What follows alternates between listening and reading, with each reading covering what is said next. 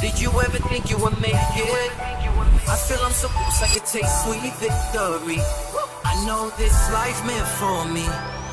Yeah, why would you bet on Goliath when we got Bet David? Valuetainment, giving values contagious. This world of entrepreneurs, we get no value to haters. How they run, homie, look what I become. I'm the one. Okay, so today's guest, Sam Seder. A lot of you guys were asking to have him on after we had Kyle Kolinsky on, Pacman on, all these guys on. They said, why don't we get Sam on? Sam runs a show called The Majority Report with Sam Seder. He's got a big YouTube channel, 24 million subscribers. We just found out he was a big banker at Goldman Sachs. Huge. Hardcore. Huge.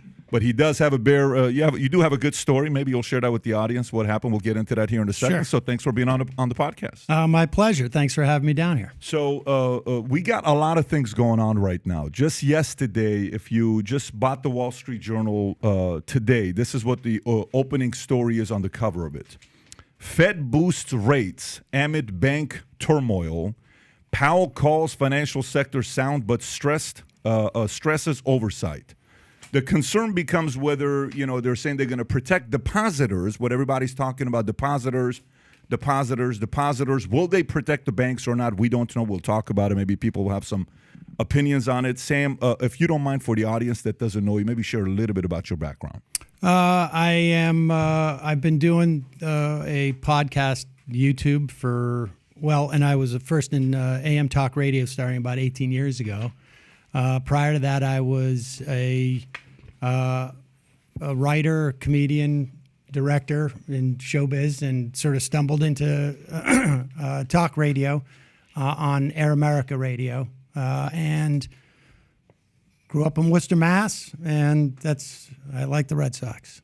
How did that happen? How did it happen from going from acting, from comedy, from writing to? It was a total fluke. I mean, as a kid, I was involved in government. Like I had, I did an internship in D.C. and in the Connecticut State House, and I was a government major, and I was involved in municipal politics in Worcester, Mass, when I was in high school. But I also had a dual track of like doing sort of theatery stuff.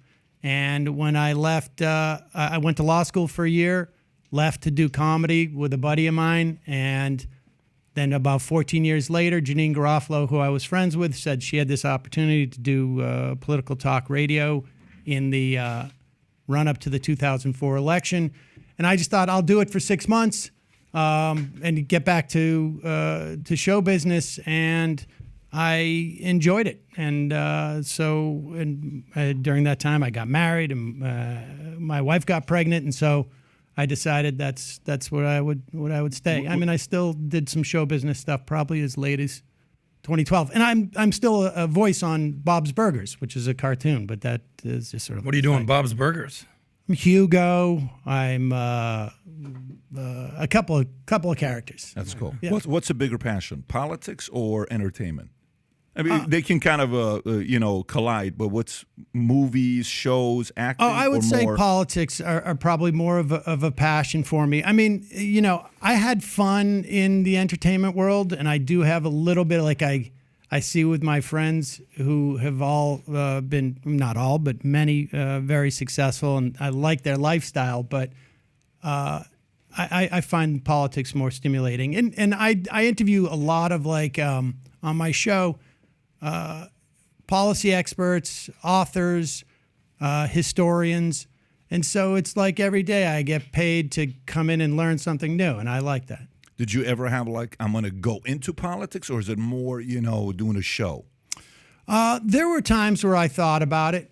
There were times where I thought about it as a kid, maybe. Not enough money in it. What was the reasoning to say I'm not going to do it? Was it just like I'm more going to be from the outside than the inside? No, I think it was, I did a lot of political stuff in college, and I felt like on some level it was a little bit constraining, but there are times I've contemplated it. Since you're in politics pretty actively now, on the political spectrum, where would you say that you identify, not the current form of identification with the he, she, we, they, them, political spectrum? If there's a football field, where do you stand? 50-yard line, left, right? Where? I'm definitely of the left, without a doubt. How far left? I don't know. I mean, within the Are context, you in the red zone? Are you near the goal line? Are you closer to the 50? I don't know. I don't really think about it too much in those terms, to be honest with you. I mean, I think that I think a genuine socialist would say I'm certainly not a socialist. I don't know, but I have no problem with how people identify me in that way. I mean, I'm really more interested in a set of policies and really ultimately just the outcome of what will create the best outcomes for the most amount of people. For me, that's, and there's a couple different ways of saying that, but that's basically what it boils down to me. As a kid, who was your guy? Like, if you were to say, this is the book that influenced me, this is the guy that I liked the way he spoke, this is the TV guy or the president or the politician, or who was your guy? I would say I was very moved by the autobiography of Walter Mondale. No, I'm joking. You're like fiery guy. You like I don't know. Landslide, Sam? I was a big, I really liked Clint Eastwood movies when I was a kid. I mean, I didn't really realize much about him, the person, but I like those. I like the spaghetti westerns and stuff like that. But I guess what I'm asking is, more because you said you were in politics in high school, like you were interested in government from earlier on. What was a source of inspiration? Was there somebody you looked up to? Was it kind of like if you and I were in high school together in 10th grade, who was Sam? I think people thought I was a little bit nerdy. People thought you were a little nerdy. Yeah. Did they think you would go into Hollywood and act, or no? I think I got voted class clown. Really? Yeah. That makes three of us. Yeah, I think I did. Yeah, but I also, I was working for the Worcester Charter Commission at the time, which was starting to reassess how they were going to apportion votes in the city, and so I don't know. I tend not to have heroes per se. I don't find that healthy. Really? No, I don't think so. I think people get too caught up in the personalities of politicians and really sort of miss what is actually going on. So no heroes as a kid. You didn't have any heroes. You didn't like He-Man. You didn't see, Rocky. Well, Rocky would have been what, 1978? Yeah, Rocky. When I was a kid, Rocky. I was a kid. Yeah. You must have had Larry Bird on your list. Come on, Larry Bird. Let's get real here, Sam. If we're gonna go sports, Bird, I loved Bird, and I was a fan of McHale and Parrish as well. I got very excited about Russ Francis on the Patriots, and Bobby Orr in hockey. But I remember. I'm not going to say his name, but I met a guy I was a fan with on the Red Sox in person, and I was like, I wish I had met him, because in person I'm just not that impressed. I like what he does on the field. So does he kind of look like you? Who, the guy you're saying that? Because there's a Mets guy that looks like you. No, he didn't look like me. Okay, at all, got no. it. Because I thought you were talking about the. Okay, anyways, very cool. So I met my father that way. Yeah, Dad. That's what you. Very cool. So okay, that sounds good. Let's go into the Silicon Valley Bank story. What do you think is going on there, and do you think it's the end of it? Obviously, yesterday Powell came out. A lot of people didn't think if he's going to increase interest rates or not. Right. Is this guy going to do it? Is he not going to do it? It's not a good time to do it. Maybe take a break for a month or two. We're seeing what happened with Silicon Valley bought a 10-year bond for $100 billion at 1.7%, thinking they're going to make it, and then bam, they have to sell that for some $20 billion. And the depositors are afraid. Those below $250,000, which is a small percentage, whatever the number was, 3%, they're covered. But the ones above, everybody's coming and saying, we got to bail the depositors out.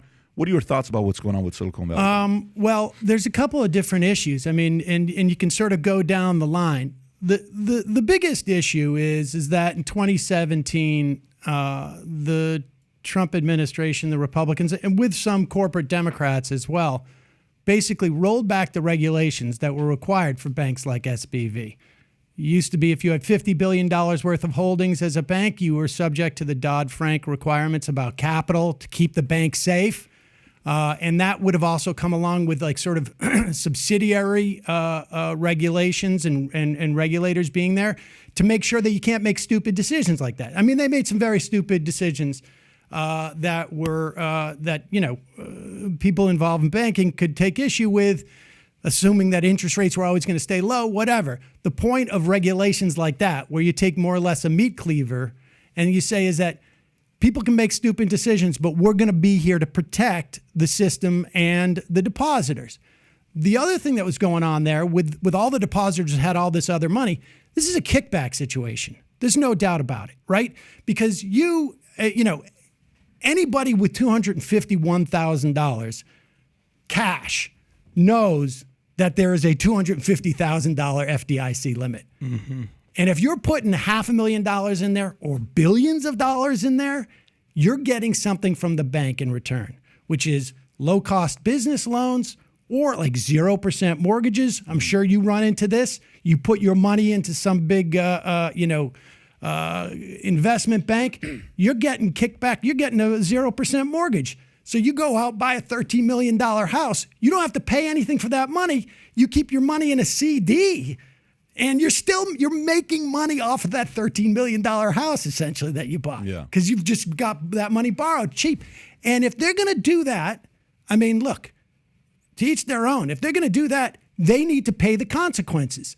They took a risk. I'm going to put my money in an uninsured bank because I'm getting back all this, and sometimes I think it was like they did this with their businesses, and then they get the personal mortgages, which is also, it's just a kickback. So I say we don't bail those people out because we have the rules, and these are the rules. Now, a lot of these people are big names.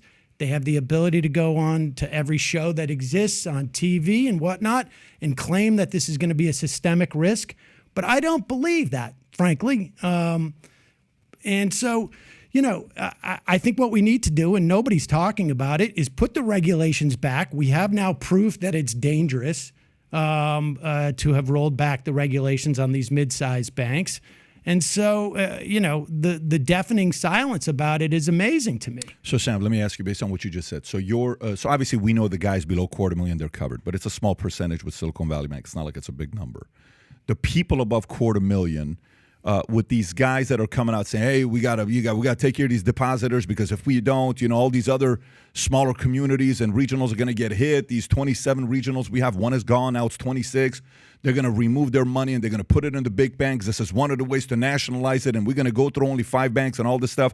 So the people above the quarter, you're straight up saying, if you had more than a million, anything you had, let's not back them up. Let's not protect them. They lost the money. I think there is that danger that you talk about, that there could be a run on these other banks. I think it's overstated, but I think there is a danger. And I think the way that you deal with that is you come out and you say, we're going to make sure that we're going to subject these 23 other mid-sized banks to the kind of regulation that we impose upon the bigger banks, so that the security you feel with those bigger banks, we're going to provide that security for you by regulating and making sure that they have the capital requirements that they need to protect your money. Okay, so then go to, if I give you like a cause of, to say it's this person's fault, let's go through rankings of it, okay? Below $250,000, they obviously didn't do anything, wrong there. The guys above $250,000 in savings. Then you have the people that own shares in the company. They're shareholders of the company.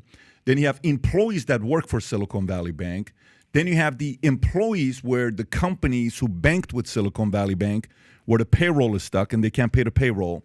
Then you have the politicians coming up with the guidelines, the regulations. If you were to put the blame on those folks and who to take care of, who not to take care of, who would you put at the top? Who would you put at the bottom? Well, I don't know how to apportion blame amongst those things, but I can tell you this: the but for in that situation is clearly the lack of regulation, right? I mean, I don't know who screwed up in all of those different levels, but I know that if they were subject to those same capital requirements, none of that stuff would have happened in the first place. Yeah, it's kind of tough to debate that. Because I've been in the insurance business for 20-some years, right? You don't see a lot of insurance companies going out of business because insurance companies' capital requirements are a lot higher than banks' requirements. Banks can be a little bit more. We saw what happened in 2008 with the whole no income, no assets. Hey, Sam, how much money you made last year? 72 grand. Sam, one more time. How much money did you make last year? 72 grand. Sam, one more time. How much money did you make last year? Right. 158. Okay, great. How much you have in the bank, Sam? Hey, I got $28,000 in the bank. One more time. How much you have in the bank? 380. Perfect. No income, no assets, and then boom. The ninja loans. Ninja loans, right? Everybody takes it. So there's a part of that I agree with. The whole ninja loan, it was never supposed to be for low and middle income families. The ninja loan, if I recall, came from Australian bank. It was something they were using, and we brought it to the States, and it was supposed to be more for like the clients at the Goldman and the higher. And then they said, let's launch this to everybody out there in the streets. Yeah, and that's where they took a hit. You're a bank loan officer, right? Like, there was a fiduciary responsibility by the person in that scenario there who kept saying, like, put the number up, because I come in for a mortgage. I don't know. I'm not a financial whiz. You know who we had here on the podcast 4 months ago? Very uncomfortable podcast. It was with the former CEO of WAMU. I don't know if you remember WAMU, Washington Mutual. Oh, yeah. Oh, yeah. Horrible. And that thing was a behemoth of a bank, right? $330 billion. I think, as far as I Well, we had Kerry Killinger. By the way, he was kind enough to come in. I didn't know what he thought we were going to talk about. I banked with WAMU for years, and I loved WAMU. I thought it was a phenomenal experience. You'd go there, the customer service, the way you would feel like you're not at a bank. There's not a window where you feel like, hey, you can't shoot us. Everybody was open. There was a relationship thing that was going on.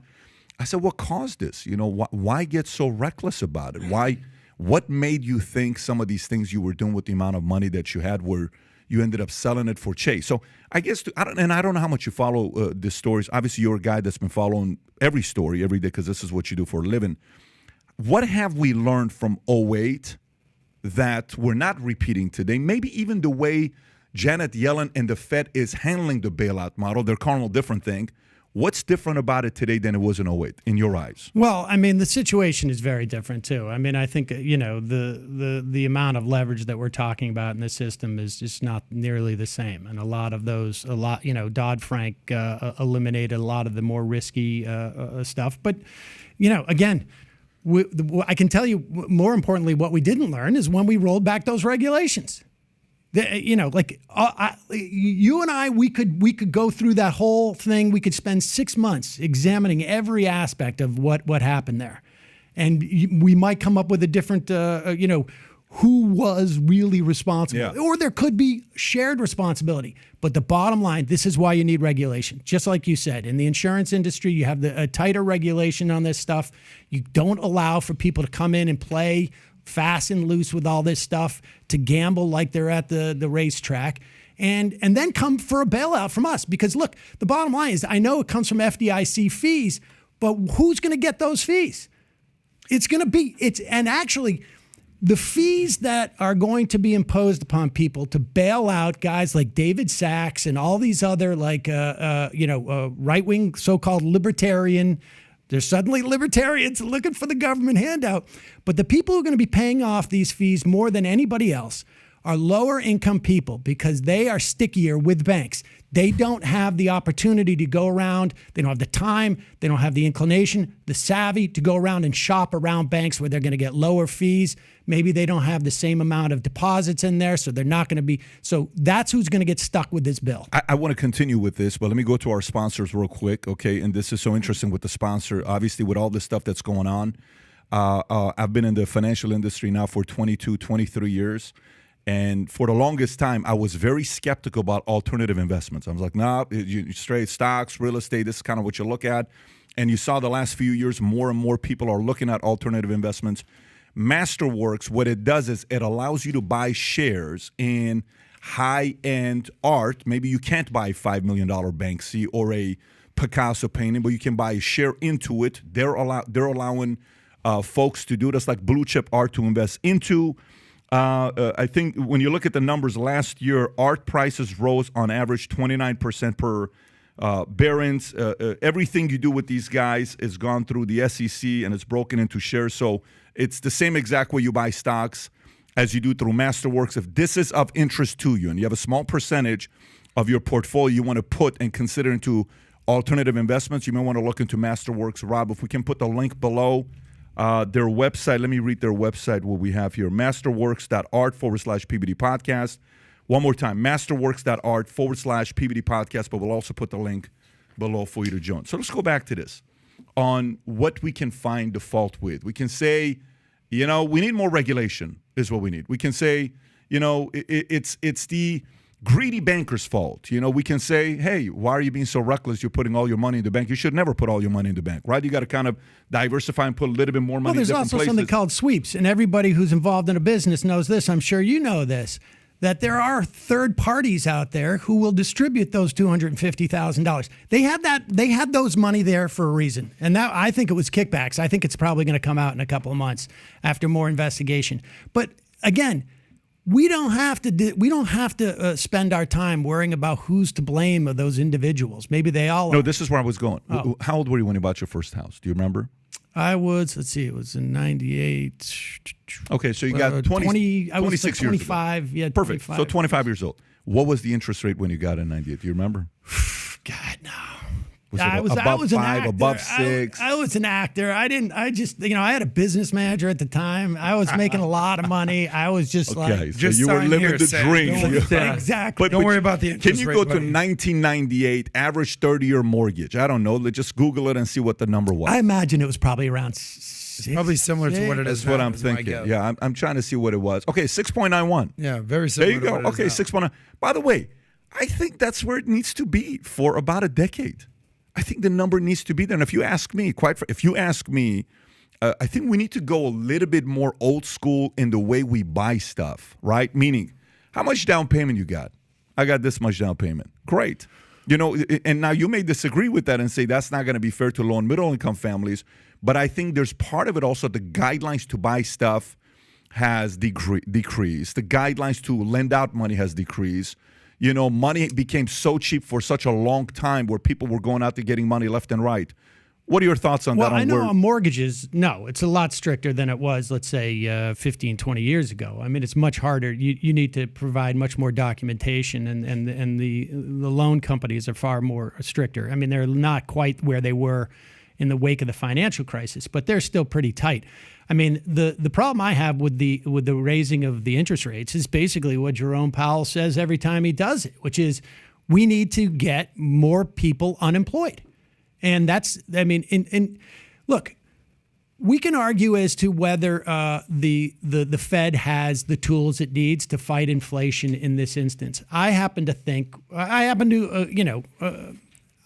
even know if I agree so much or just like the Fed itself says that the inflation that we went through, only about 30% of it was a function of demand, right? The other, you had a significant portion of it was a function of logistics and like mismatch products and this and that because of COVID, right? It wasn't a question that we didn't have the productivity or the capacity to meet demand. It was just that it was mismatched for a long time. You're sending shipping containers to places you had never sent it before. To get them back is a lot more expensive. These things are starting to work through the system. Wages contribute a little bit because there has been some wage growth for the first time in decades, essentially. A lot of it is also maybe the plurality of it. This is based upon the Fed numbers, is basically just the corporations seeing the opportunity to raise these rates. And so the Fed comes in, they have one tool to deal with inflation, and that is, they're a hammer. Except for I'm arguing that it's not a nail that they're hitting, it's a screw. And they're doing this, in my estimation, as a way of weakening labor. They are going to kick 1 million people. How would you do it? How would I do it? Well, I would deal with it fiscally, or I would just wait. I would wait because you're starting to see the trends all move in the right direction in terms of inflation. And I would wait. So you wouldn't have raised the I would have probably done maybe half of what they've done. Maybe. So 2.5, whatever the number is. Yeah. You mean the most recent? No. He's saying today, like the whole whatever's happened. I mean, look at it today, right? Like they're worried about the banks. At the same time, they're like desperate to like we need to kick 1 million, 2 million, 3 million people out of work. They're explicitly saying this, and so that does not make sense to me. Sam, a guy here, Scott Rodriguez, just said, sorry, but 80% of loans given the last 3 years only required 5% down payment. It was much harder to get a loan in the 90s. In terms of mortgages? Yeah. It's conceivable that it was harder to get a loan in the 90s. I'm comparing it to like the aughts. But I can tell you, I mean, like I have some very close. Do you think it's better? Do you think it's a better guideline to put a minimum 25% for anybody to buy a loan, or no 5% down payment is fine? I mean, I think I don't know if the number's 10% or 20%. I'd have to like read in to see where we're talking about foreclosures, but we're not having a foreclosure problem right now. Not yet. Not yet, Yeah. because if he keeps raising the interest rates and decreasing the value of homes. At this type of rapidity, rapid rate, we might. Right. But, the way you avoid that is don't do that. So let me read this about what happened. This is an insider story. The Fed may provide as much as a $2 trillion in liquidity relief for banks after Silicon Valley collapse, JP Morgan says. Chase estimates that the Federal Reserve may need to inject $2 trillion into the U.S. banking system after the collapse of 3 lenders last week. This would help prevent a run on deposits and address the scarcity issue in the U.S. banking caused by the U.S. Fed monetary policy. The Fed's Bank Term Funding Program, the BTFP, is an emergency loan mechanism that will allow banks to obtain liquidity by putting up their bond holdings as collateral. The Fed will accept the bonds at face value instead of their current market value. Has not been qualified by the Fed yet, but it is expected to be significant enough to cover all uninsured deposits. In the U.S., JP Morgan estimates that this is going to be around $7 trillion, but suggests that the 5 largest banks are unlikely to use the program, which would bring the actual amount the Fed provides to closer to $2 trillion. Does this sound like a bailout to you? Yeah, of course it does. Why are those big 5 banks not taking the money? Because they have been subjected to the Dodd-Frank regulations, and they haven't been able to get themselves in this type of situation. So to be clear, the Fed's raising rates this fast explicitly to make more people unemployed in this country. Explicitly to do that. That's explicitly their goal. Well, their goal is to reduce inflation. That's their first goal. And that's a byproduct. No. Look, it's not a byproduct any more than me like taking my hammer, slamming it on your hand, and saying, it's a byproduct that it hurt your hand. Both of you are right, but Powell, when he was asked, if you remember the hearing, when he was asked, he says, you realize, and I think it was Kennedy that asked him, Senator Kennedy, that said, hey, you realize what you're doing is, to fix the economy, you have to lower the unemployment. And then what did he say? Powell said, that could be a cause of it, but that's not why we're doing it. He says, no, that's why you're doing it. And I know you're not a Kennedy guy because he's a Republican side, but he's like, no, that's exactly what you're doing. Everybody knows it. I mean, it doesn't matter, Republican, Democrat. Anybody who's honest knows exactly that's what the plan is. But do you really think that's the plan? Do you really think the plan? That's explicitly the plan. I think he said today, by the end of 2023, we need to have 1 million people out of work. I mean, why would they do that if they know it's going to hurt the economy? Because they have one tool to deal with inflation, and that is to raise interest rates as a way of cooling the economy. And frankly, I mean, this is the charitable view. I'm articulating the charitable view. And to cool the economy means, as a byproduct, that you're going to kick people out of work. In my estimation, this is the first time we've seen any type of wage growth in decades. Right? The wages versus productivity has been out of sync for decades. And I think, frankly, people don't want labor to have any power. You're seeing increased unionization. You're seeing increased work action. You're seeing people saying, like, I don't want to work in the... Yes, I definitely You really think... You think Powell's playing politics in increasing interest rates? This is not politics. But it is, though. Union is a form of... Your policies... Powell is one of the most powerful men in the world today. You know that. I know that, right? So when he moves he's controlling one of the most important knobs, right? Which is the rates. Without a doubt. Yeah. So, but... I'm trying to think myself. Like, I'm trying to sit there and say, okay, when they gave $1.7 trillion in, relief, hey, we're going to do this, we're going to do that, or during COVID, hey, we're going to give $2.1 trillion, we're going to send people this much of money, this, that. Hey, all they're trying to do is they're trying to get people not to work, right? That's what they're trying to do. Are they really, or were they doing it because they're like, dude, I'm not letting you work from home, so I have to send some money to you if you're getting unemployed, and I just laid off how many people at the restaurants were crushed by COVID? Well, I got to kind of take care of you. But then what happened with the money? The money went into the rich because, the low income, middle income doesn't know how to save money, and they spend the money. They're trying to make ends meet. So sometimes you think from the policies and you say, oh, they're trying to do something really bad. You think Powell has negative intentions, or he just sees this as a... I don't think any of this. I have a different perspective on how all this works. I don't think that Powell is sitting there going like it's going to negative. I just don't think that these people care. I mean, look, we attacked Iraq, right? 20-year anniversary yesterday or 2 days ago. By anybody's estimates, we killed hundreds, if not hundreds upon hundreds of thousands of innocent civilians. Why? At this point, this story, we both are on the same page on. We know why. Right, exactly. Yeah. But how is it that decision was made?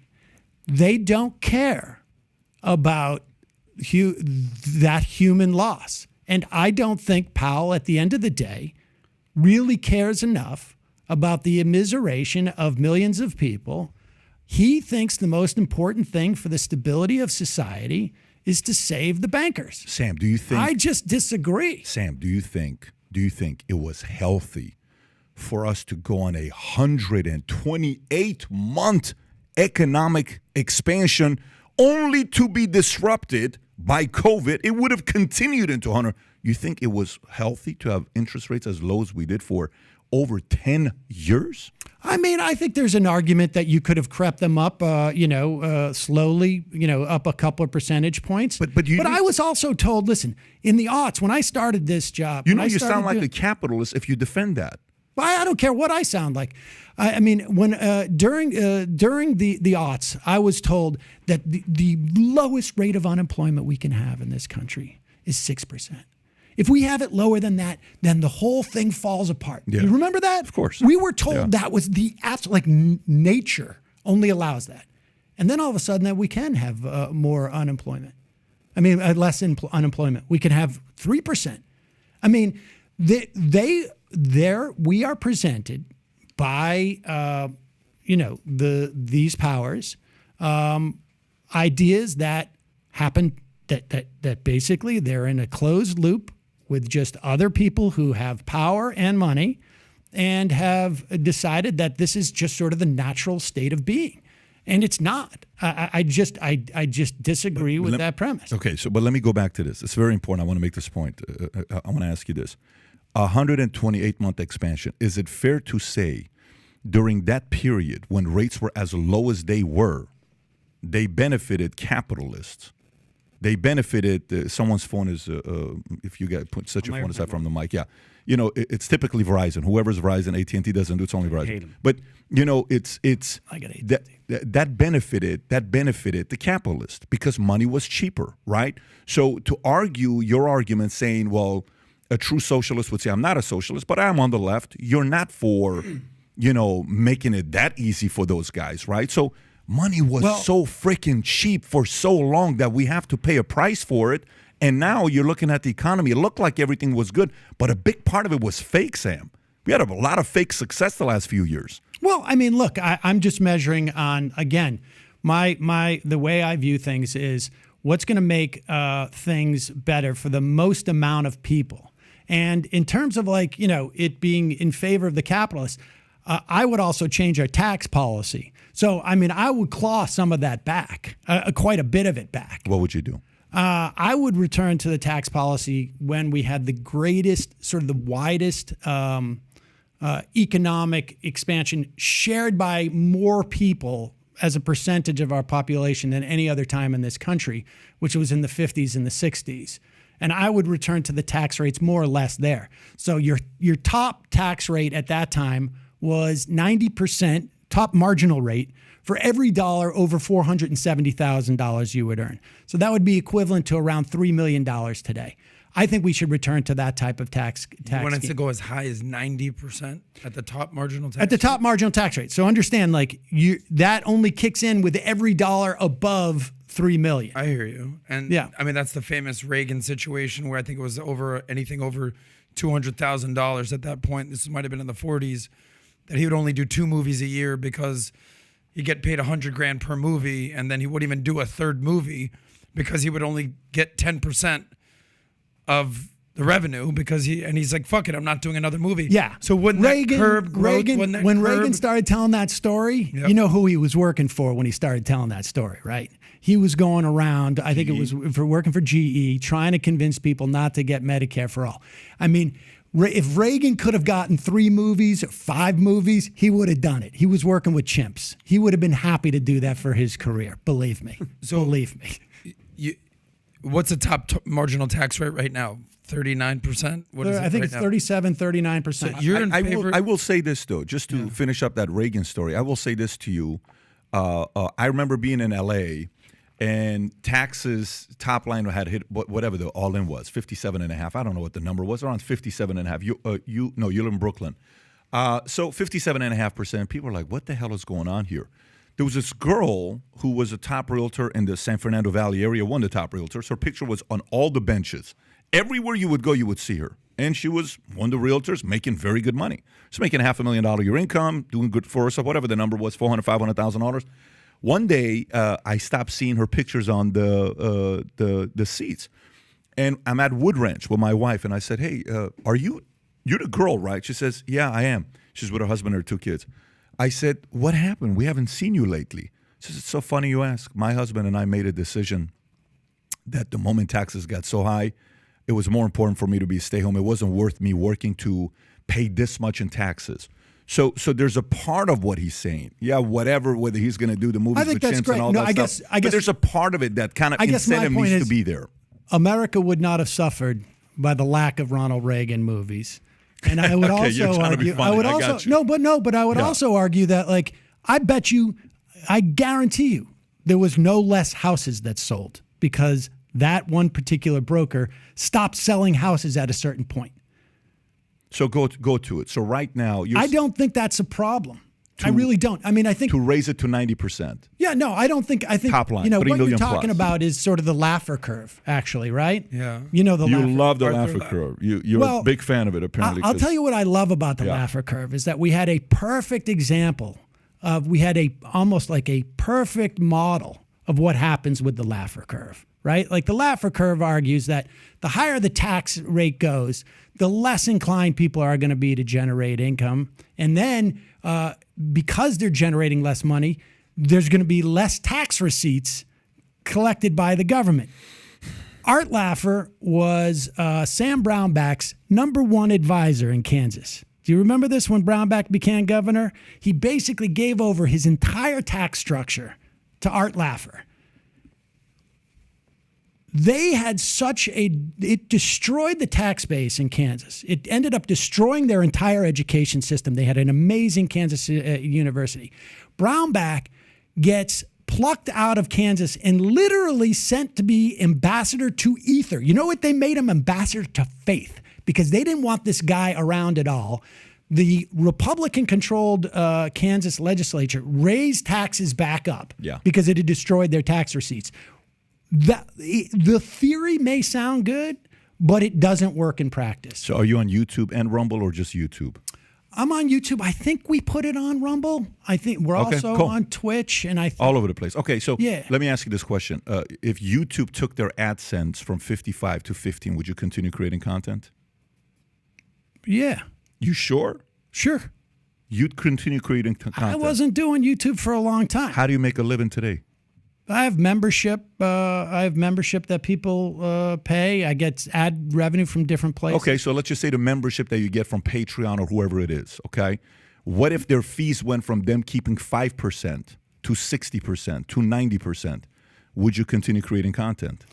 I mean, I would. I would probably have to cut back if there was that. Exactly. Well, but that's only because it's such a big change. No, that's the part about incentive, Sam. So your audience gets to enjoy you. I'm not saying we'll cut the revenue for these businesses.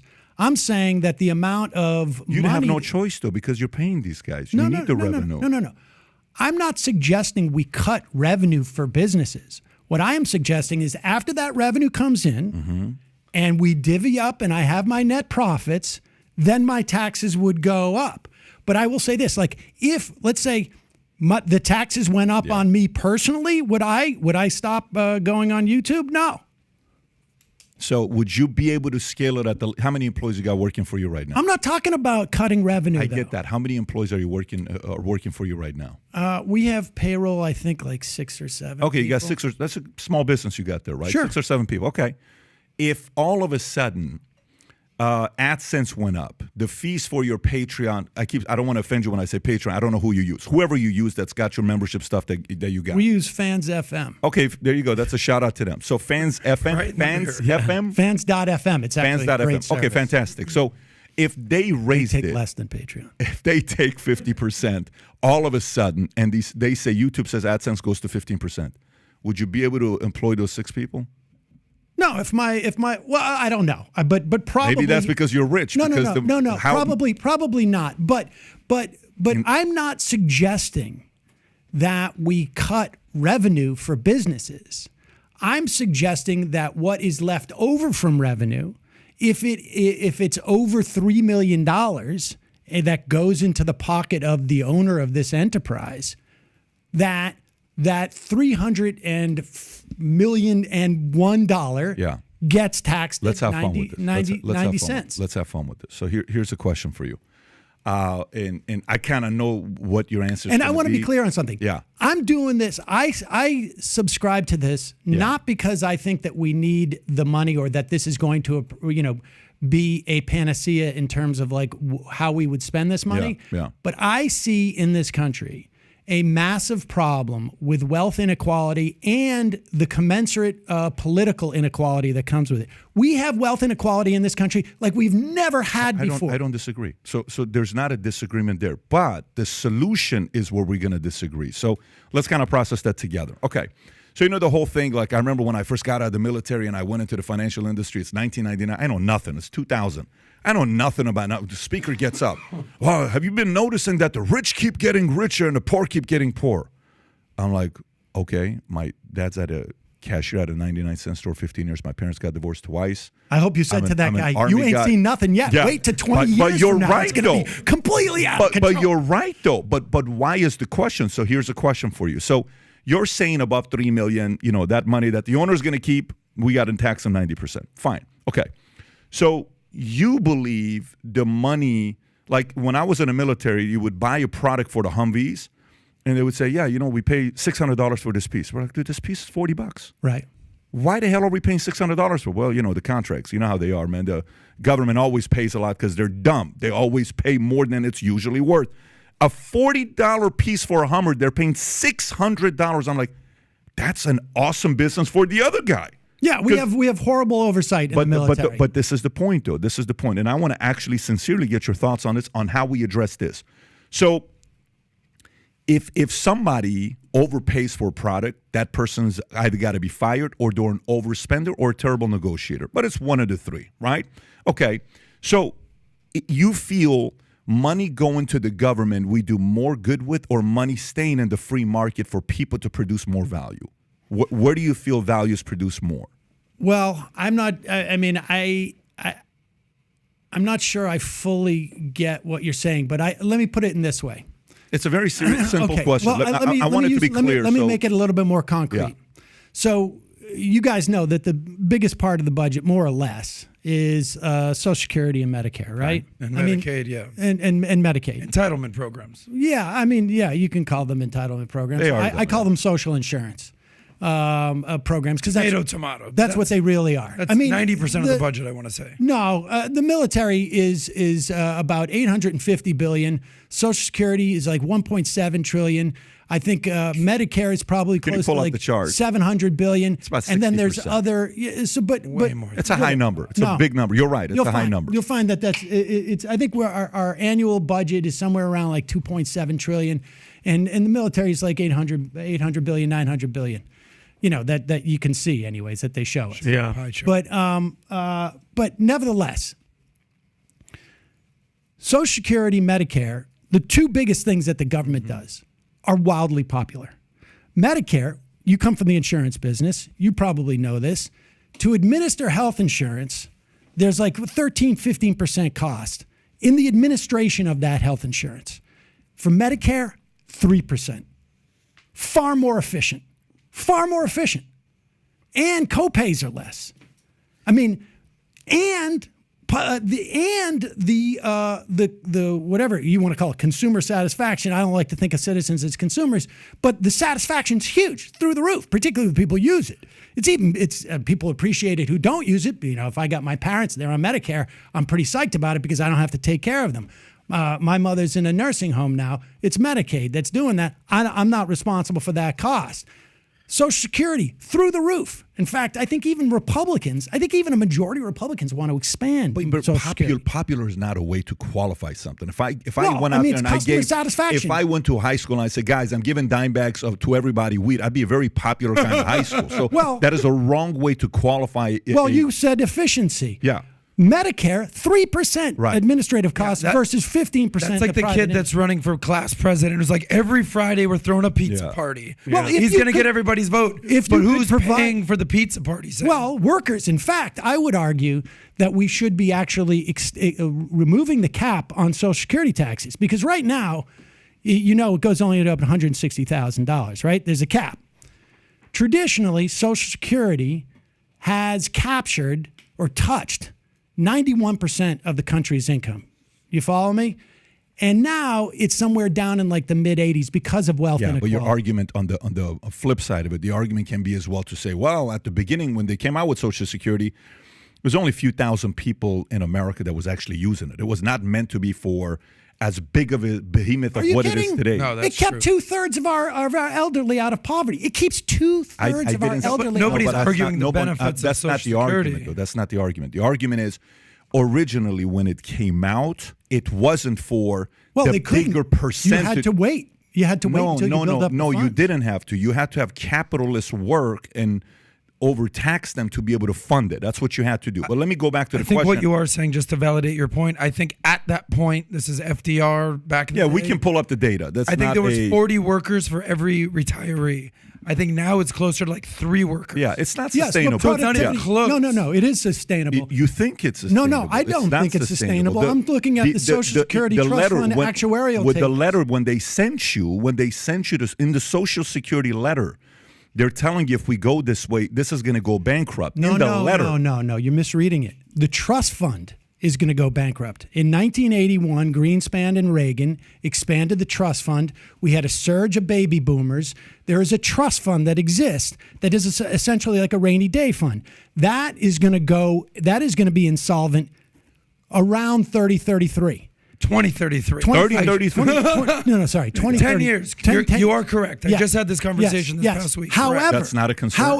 That's not a concern. It is a concern. It will cause 20% in cuts to our benefits. Okay. But that's it. Period. Now, the way that we can get rid of that 20% in cuts in the Social Security Trust Fund is to do what I'm suggesting.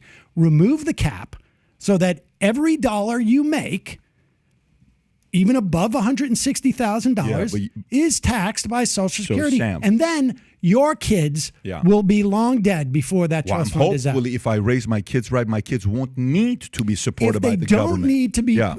they don't need that social insurance, look, I mean, how can you, as an insurance guy, how can you not understand this? No, I don't sit around saying like, you know, I hope that I don't need my fire insurance. I hope I don't. If your kids don't need Social Security, old age insurance, then you know what? We will tax the money back. I am better for society. I am better for society if I find ways to get people off of needing any of this stuff than to rely on it more and more and more, because I'm truly hurting those who are creating commerce. That's who I'm hurting. But let me go back to my question. Hold on, wait a minute. We had an experiment with this. Wait a minute. Let me ask the question for you. Let me ask the question. You still haven't answered my question for me. No, wait. 401ks with a private solution. You still haven't answered my question. Let me go back to the question to you. So my question at the beginning, you have not yet answered. Okay. When you said, you know, I would go back to the old tax system and I would take it to the 50s and 60s where we had a 90%. Okay.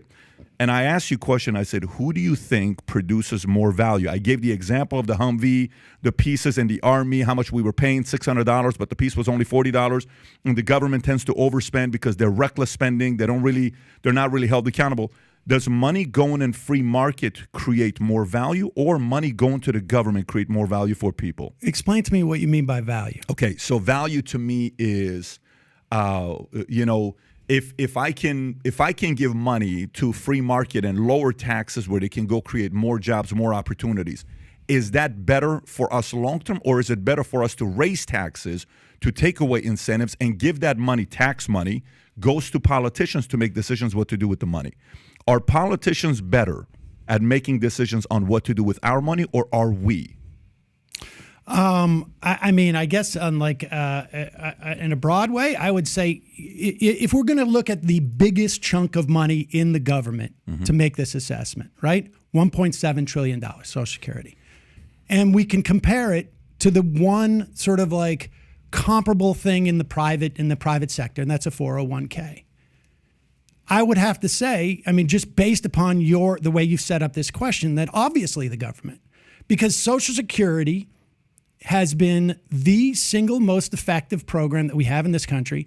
It has kept 2/3 of our senior citizens out of poverty as a social insurance program.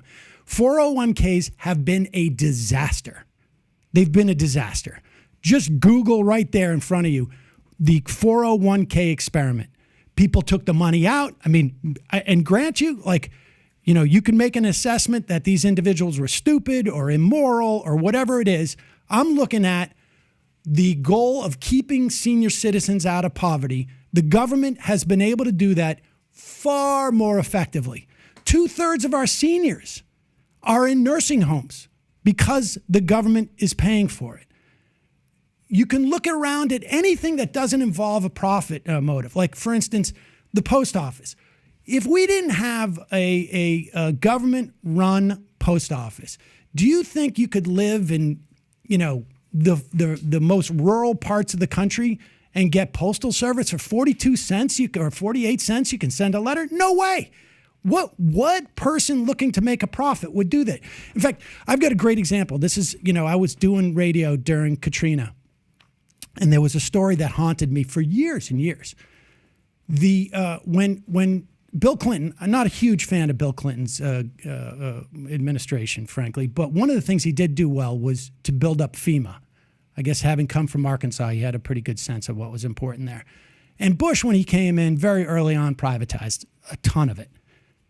There was a story, it was a very small story, in New Orleans. The buses that were supposed to come to New Orleans to evacuate people before Katrina hit, there was a whole ton of buses that went through 3 different contractors, right? There was like a general contractor and then a subcontractor, and then the subcontractor was going to bring the buses. They were from like 3 or 4 hours away. And maybe it was 6 hours. I can't remember the exact details. They were going to send the buses, but the guy whose job it was, who owns the bus company, and then the contractor above that, they waited longer, because if you send the buses and they're not used, they're going to eat that cost, right? It's going to cut into their profits. They didn't send the buses. They didn't get there in time. People couldn't get evacuated. Would it have changed the trajectory of the thing? I doubt it, but it would have saved some people. And the point is that there are some jobs that the government does better because the value there is not measured in terms of actual sheer dollars. It is measured in, essentially how much immiseration are you inhibiting people from suffering?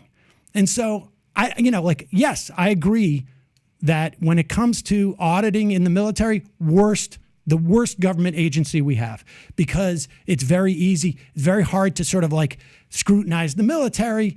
People don't like that. And it's also a huge power base of a lot of money. They make a ton of money out of this. I agree with that. But same with But insurance. if you look at Medicare, Social Security, well, listen, the numbers don't lie. 3% administrative costs for Medicare. Can I just make I appreciate some of the points you're making. I do think that you're kind of conflating a couple different things.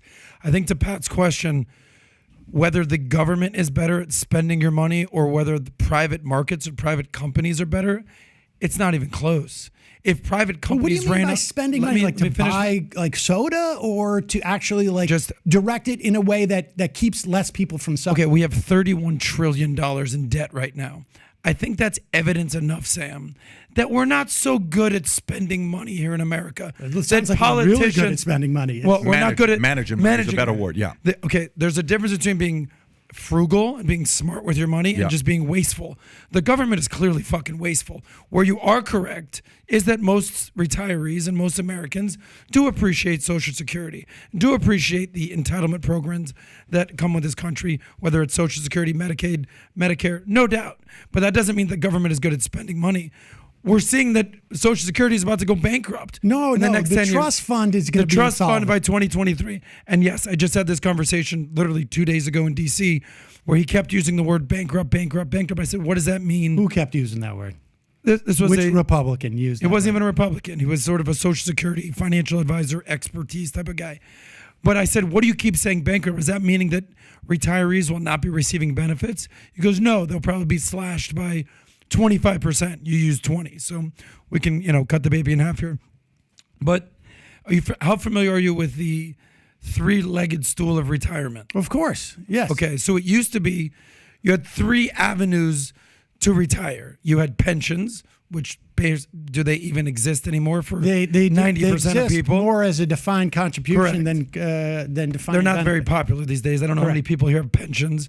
You have Social Security, which was never meant to be a retirement program. It was an insurance policy if you live too long, which basically Americans are now. Or you have your personal savings, which is the 401k. We can argue the merits of 401ks and Roth IRAs, what have you. But Social Security should not be keeping Americans afloat for 30 years of their life. Well, that's a failure the problem. of the private industry, isn't it? Why is it a failure of the private industry? Well, I mean, Social Security is maintained. The idea that we're leaning on the government stool because the other two have failed. That's a function of the private industry. Isn't that a function of just the average person understanding how money works and saving money, investing and doing it properly, I don't versus know. the government or institution? 60% of the country lives paycheck to paycheck. How are they supposed to save this money? Well, how are they spending their money, I guess, is the biggest question. How many people have credit card debt? How many people? You just said when you took out a mortgage, you said, I'm an actor. What was the rate? You're like, I don't fucking even know. You should know. Well, I was making so much money that I don't give a shit how much money you're making, Sam. You should know what your mortgage rate is. But, I mean, I didn't remember what it was in 1998. But I mean, I know what it is now. But I mean, but I was making so much money, but I was making, I was in the top. I don't know if I was in the top 1% at that time, but probably pretty close. So let me ask you a question. And I was a single guy who had just gone from making, to $22,000 a year to all of a sudden making that. How much were you making in a week at that point? I mean, I was making a lot of money. Now, how comfortable at that point would you have been paying 90% in taxes? Sure. So you actually want to pay 90% in taxes? No. Let's be clear. That? I think it should be 90% over for the every dollar you make over $3 million. Yeah. That would not have impacted me at that time. But I would have been happy to pay more taxes. But why would anyone want to You know why I'm laughing? Because it's always let's tax the people a little richer than me. It's always let's tax the guys that it was a lot richer. But I'm just going back. If you're saying 20, I'm just going back. If you're saying 22 a week, you were making $1,098,000. That's a lot of money. No. Well, it wasn't 20. You said 22 a week. That's $1 million a year. No. That was the year before. I mean, but you're making money. I was making a bunch of money. But I'm just going back to when we had the Great Compression, which was when we had the least wealth inequality in this country. Mm-hmm. We had the GDP was, consistent with where, on our trajectory, but it was spread out. It wasn't like this. Essentially, Rob, it was more spread out. It's called the Great Compression. And I'm just using that figure. I mean, look, if it's going to be 85% over 3 million or 85% over 4 million, I'm just basing it on what was the most successful economic era of this country. Why not do 90% over $250,000? I mean, rich. if the numbers bear it out, I'm agnostic as to that. Again, I'm just pegging it on when we had the most success in this country in terms of our economy. I appreciate that you're pointing out the success, but right now the top marginal tax rate federally is 37, 39. Okay, you do realize how shocking it is to say, all right, rather than go from 37 to 39, Yeah, how about 40? How many How people, about 50? How many You people, want to go to 90? How say. many people do you 90. assume? How many people do you assume would be touched by that tax? Would be implicated? Top by 1%. it? Look at this number right here. Share of total income Less. taxes paid. Less. The top 1% in this country pay 42.3%. The bottom 50% only pay 2.3%.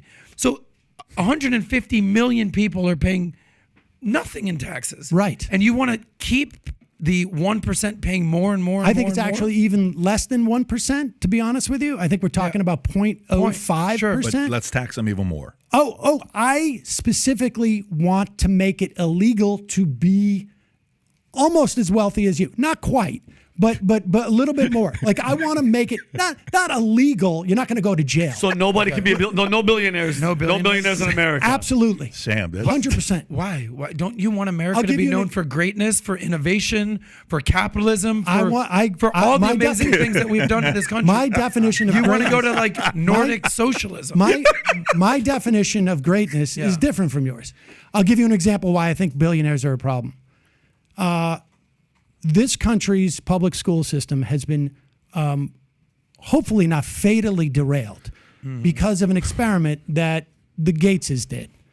They sunk about $750 million, probably about $1 billion directly, and then multiple billions other sort of like subsidiarily into an experiment in this country for education. It was done primarily up in the Northwest, but it changed the whole trajectory of education in this country. Value added, high stakes testing, all of this.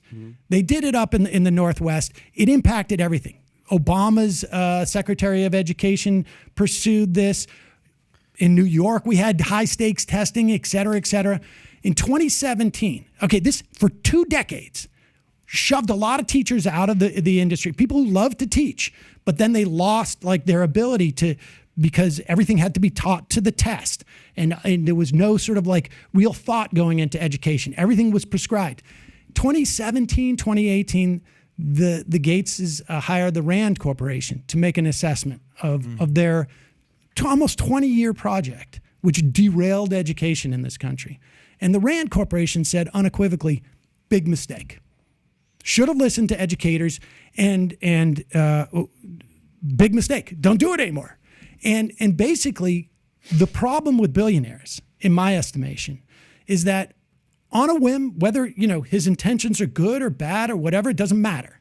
No one should have the ability to impact society in that way unilaterally. Neither should we don't have kings. But we don't have kings. Right. We live in the best system that we possibly can have, which is at this point, which is like as much democracy, and we could have a little bit more, right? There's still some minoritarian aspects of what we're going through, but democracy is better. It involves more stakeholders in it. It brings more people in who have investments in this. You cannot have one person decide on a whim, I'm going to derail public education in this country for decades. You just can't have that. We got rid of oligarchs when we got rid of kings. And Sam, when you said, and not to cut you off, Adam, because while you were saying that, Sam, I was looking at the chart for the spending. When you're talking about education, look how small that little chunk of education is, because they love to keep us stupid. But look at our defense. And I go, when we're in debt and we say that, thank God we're spending that much money. And you know why? All the money that who do we owe the most money to? China, you would say? No. China and Japan? China and No. Japan? No. We owe the most amount of money of our federal debt. Over 60% of it is to the U.S. government.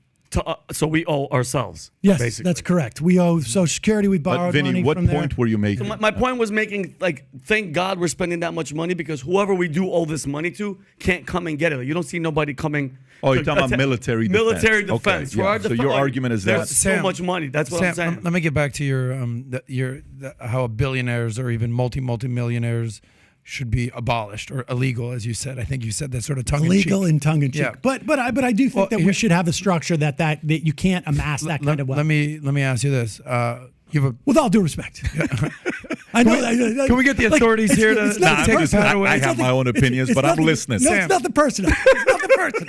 Sam, how long you been doing your show, the Majority Report? I've been doing like talk radio for 18 years. Majority Report, though. Well, It was the majority report on radio, but as a podcast, it'll be 12, 13 years. Okay, great. And you have how many subscribers on YouTube? 1 million subscribers. A million. No, he's bigger than a million. No, you're 1.5. Are you not like a closer to? Why do I think you're at? Why are you trying to tax him more, Pat? No, I think he's. Pat, don't tax him. He's Pat. over 1 million. I'd say Fair 1.3, 1.3 probably. Let me pull it up. If you can pull it up to see. Okay, 1.3 million subs. Yeah. How big do you want to get that? How big do I want to get it? Ideally, what's like your target goal in the next 10 years? What would you love to get to? Retirement. How many subscribers would you say it gets you? Honestly, 5 million? The only difference that makes to me is that my kid is excited. Cool. And are you comfortable sharing how much revenue 1 million subscribers makes? How much like we get in terms of advertising revenue? Just in general, like what's your top line revenue for a big channel like this? It's in the hundreds of thousands. Okay. Now, let's say you got it up to 5 million. Let's just say you want to get retired. You want your kid to be proud of you. And here comes Spotify or here comes Rumble. You probably wouldn't be comfortable with Rumble. But here comes some big media outlet that says, Sam, you're killing it, dude. You are killing it. We want to give you a $250 million deal to take you, Sam Seder, will get a $250 million deal. Congratulations. You got to take all your stuff off YouTube. We're going to put you over onto Spotify, sort of reminiscent of a Joe Rogan type deal. Okay. You're a few years away. You're not there yet, but you'll get there. What would you say if they said, we want to give you $250 million? How would you feel comfortable accepting that kind of money? Sure. I mean, I don't know if I would. You would take it? I mean, I don't know if I would want to actually go onto Spotify to get behind a paywall. Let's say YouTube wanted to give you $250 million. If somebody came up to me and gave me $250 million, sure. You would take it? Well, yeah, of course. Okay, so by your own logic, should you now go to jail? What? If the tax you rate, made $250 million by your I'm own not logic, suggesting that Patrick should go to jail.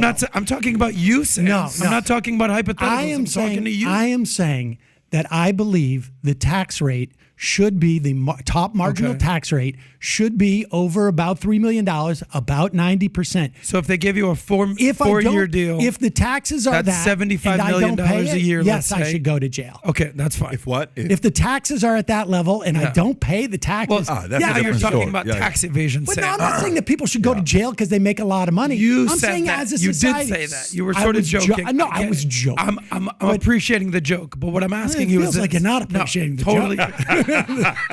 totally appreciating the joke. Doing the opposite of appreciating the joke.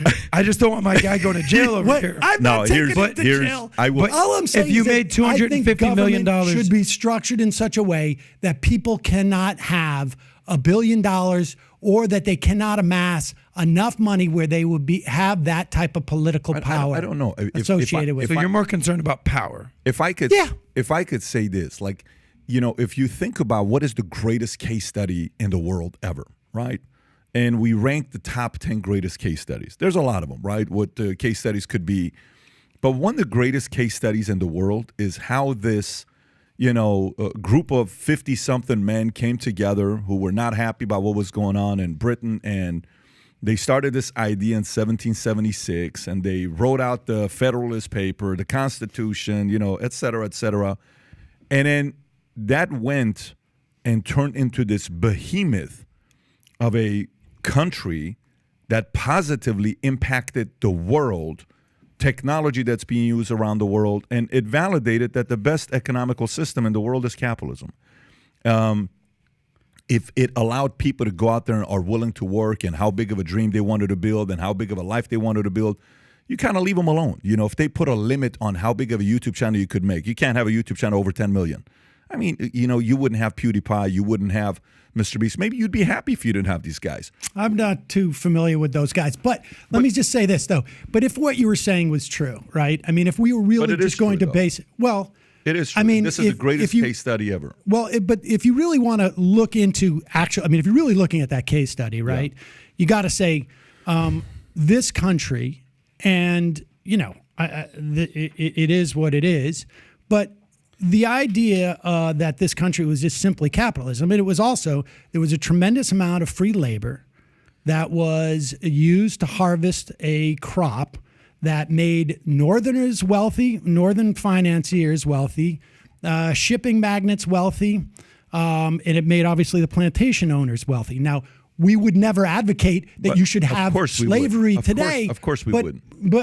But so to go back but and say, wait a minute. You can't say something like that and give the black guy to the country, because that was done in practically every country in the world. So it was a very. But here's the part. I don't want to debate the But this the is issue of where I like, would say with was that, slavery uniquely bad here versus anywhere else? That's not the point. No, the point I'm trying to make to you is, if that was accessible everywhere. Okay. Well, no, it wasn't. In most countries, they had a form of slavery at one point. But they also didn't have the confluation between slavery, cheap labor, and the fertile ground to grow cotton. For instance, let me just give you another example of this, because you really, if you're going to talk about American history, and this is not about America's particularly uniquely evil because their slavery was uniquely worse than someone else.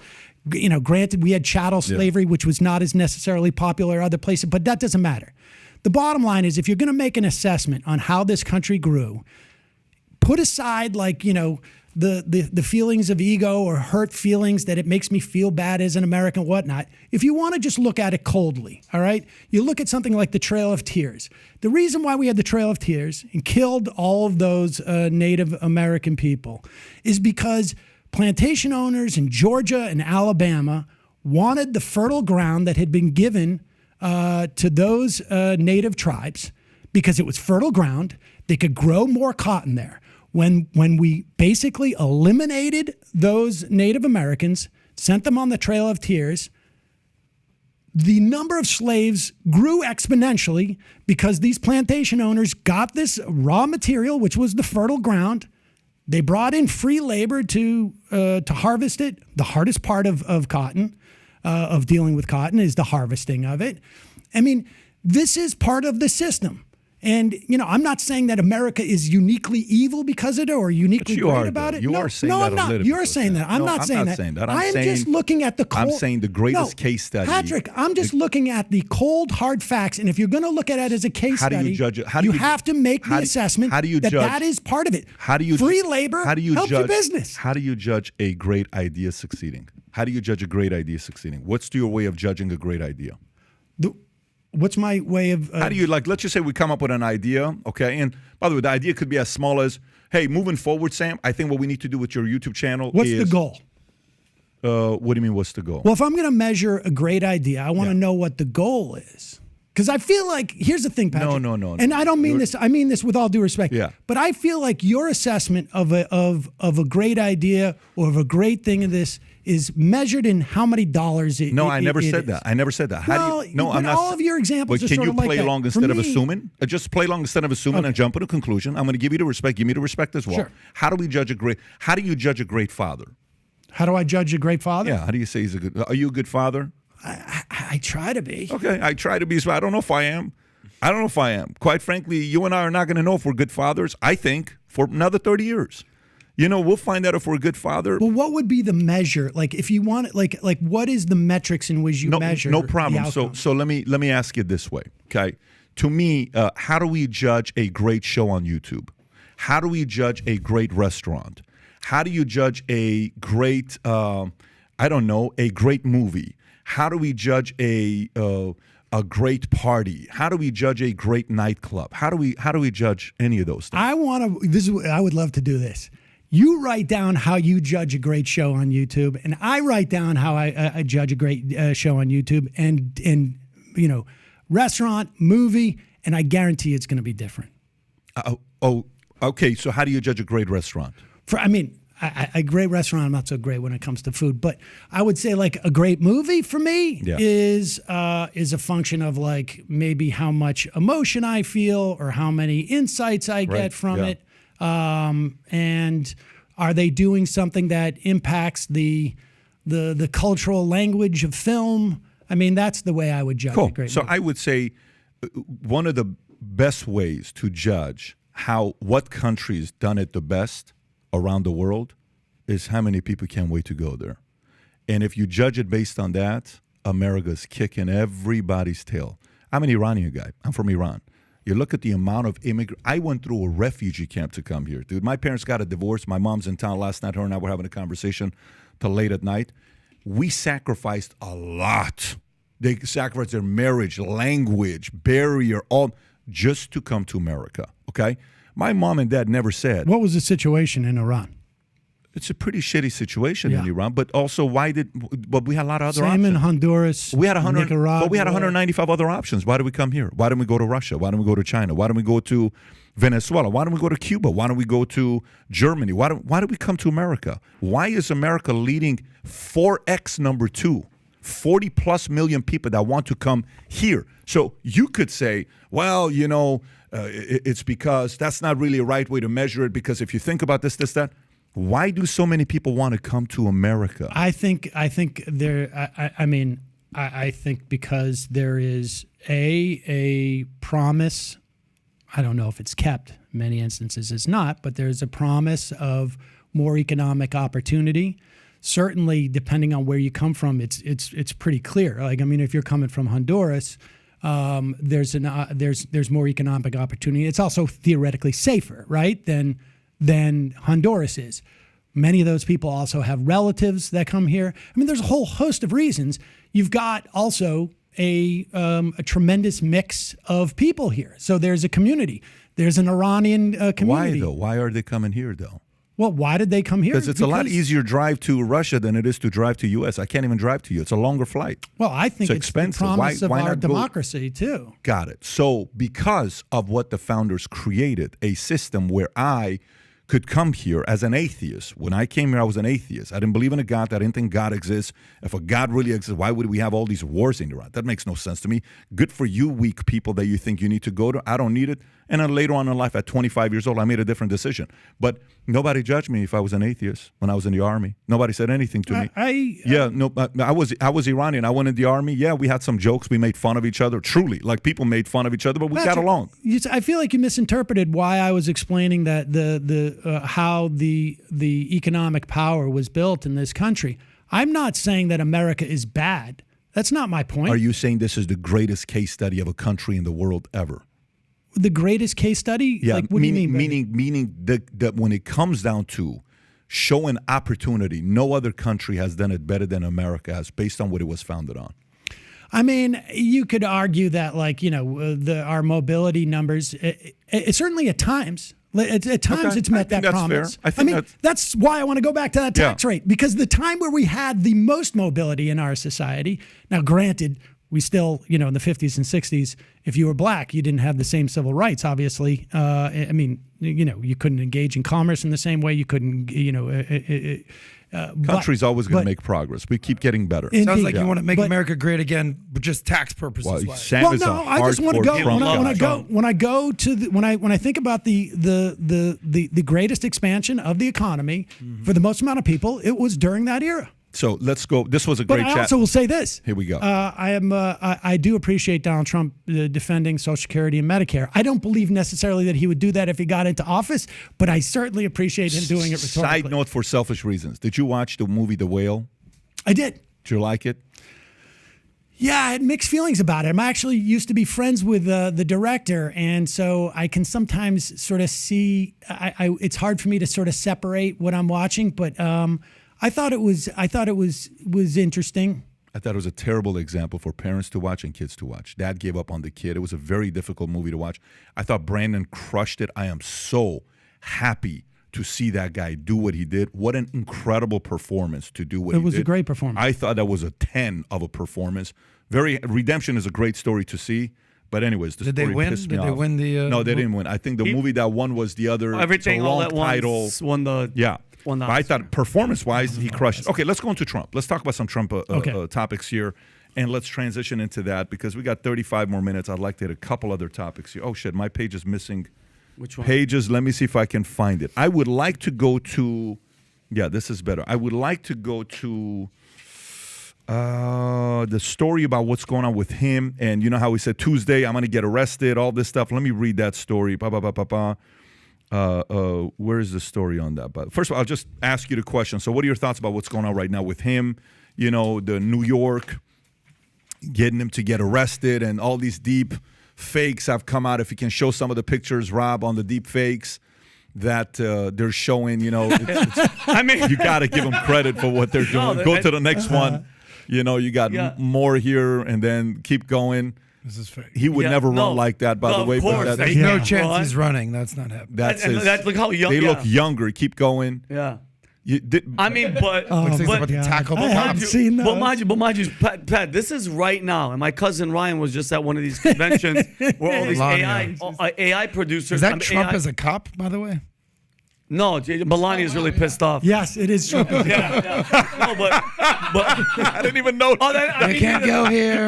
Yeah, you're Melania. Stop it, You're under Melania. arrest. But my cousin just went to a convention where he's with all these AI programmers and stuff, and they're like, "Yeah, we're having problems just with the fingers and stuff." But can you imagine? This Oh, is yeah, just random. no, we're In in 5 trouble. years, the propaganda machine just gonna off- be insane. Like Sam, I have a video of you, and it's Totally. prove to me that you weren't here stabbing or robbing or running. And, No, and just it's going to be a disaster. yeah, I Sam- agree totally. Oh my God, Sam! And just the trying to prove yourself is like your innocence is going to be insane. And I'm it's like, going this to be is- really nuts. Oh God, I think it's going to be bad both ways, by the way. 100%. You know what I mean both ways? What do you mean? I mean, the other side, guys are going to be like, nah, that's not me. That's a deep fake. Yeah, Right. what- I think oh, it's going to be Oh yeah, prove both yeah. used against you in yeah. and out, where the lawyer's going to come in and they're going to say, yeah, that's not really him. That's a deep fake. That's That what was is done. known as the Shaggy approach. It wasn't me. It wasn't There me. you go.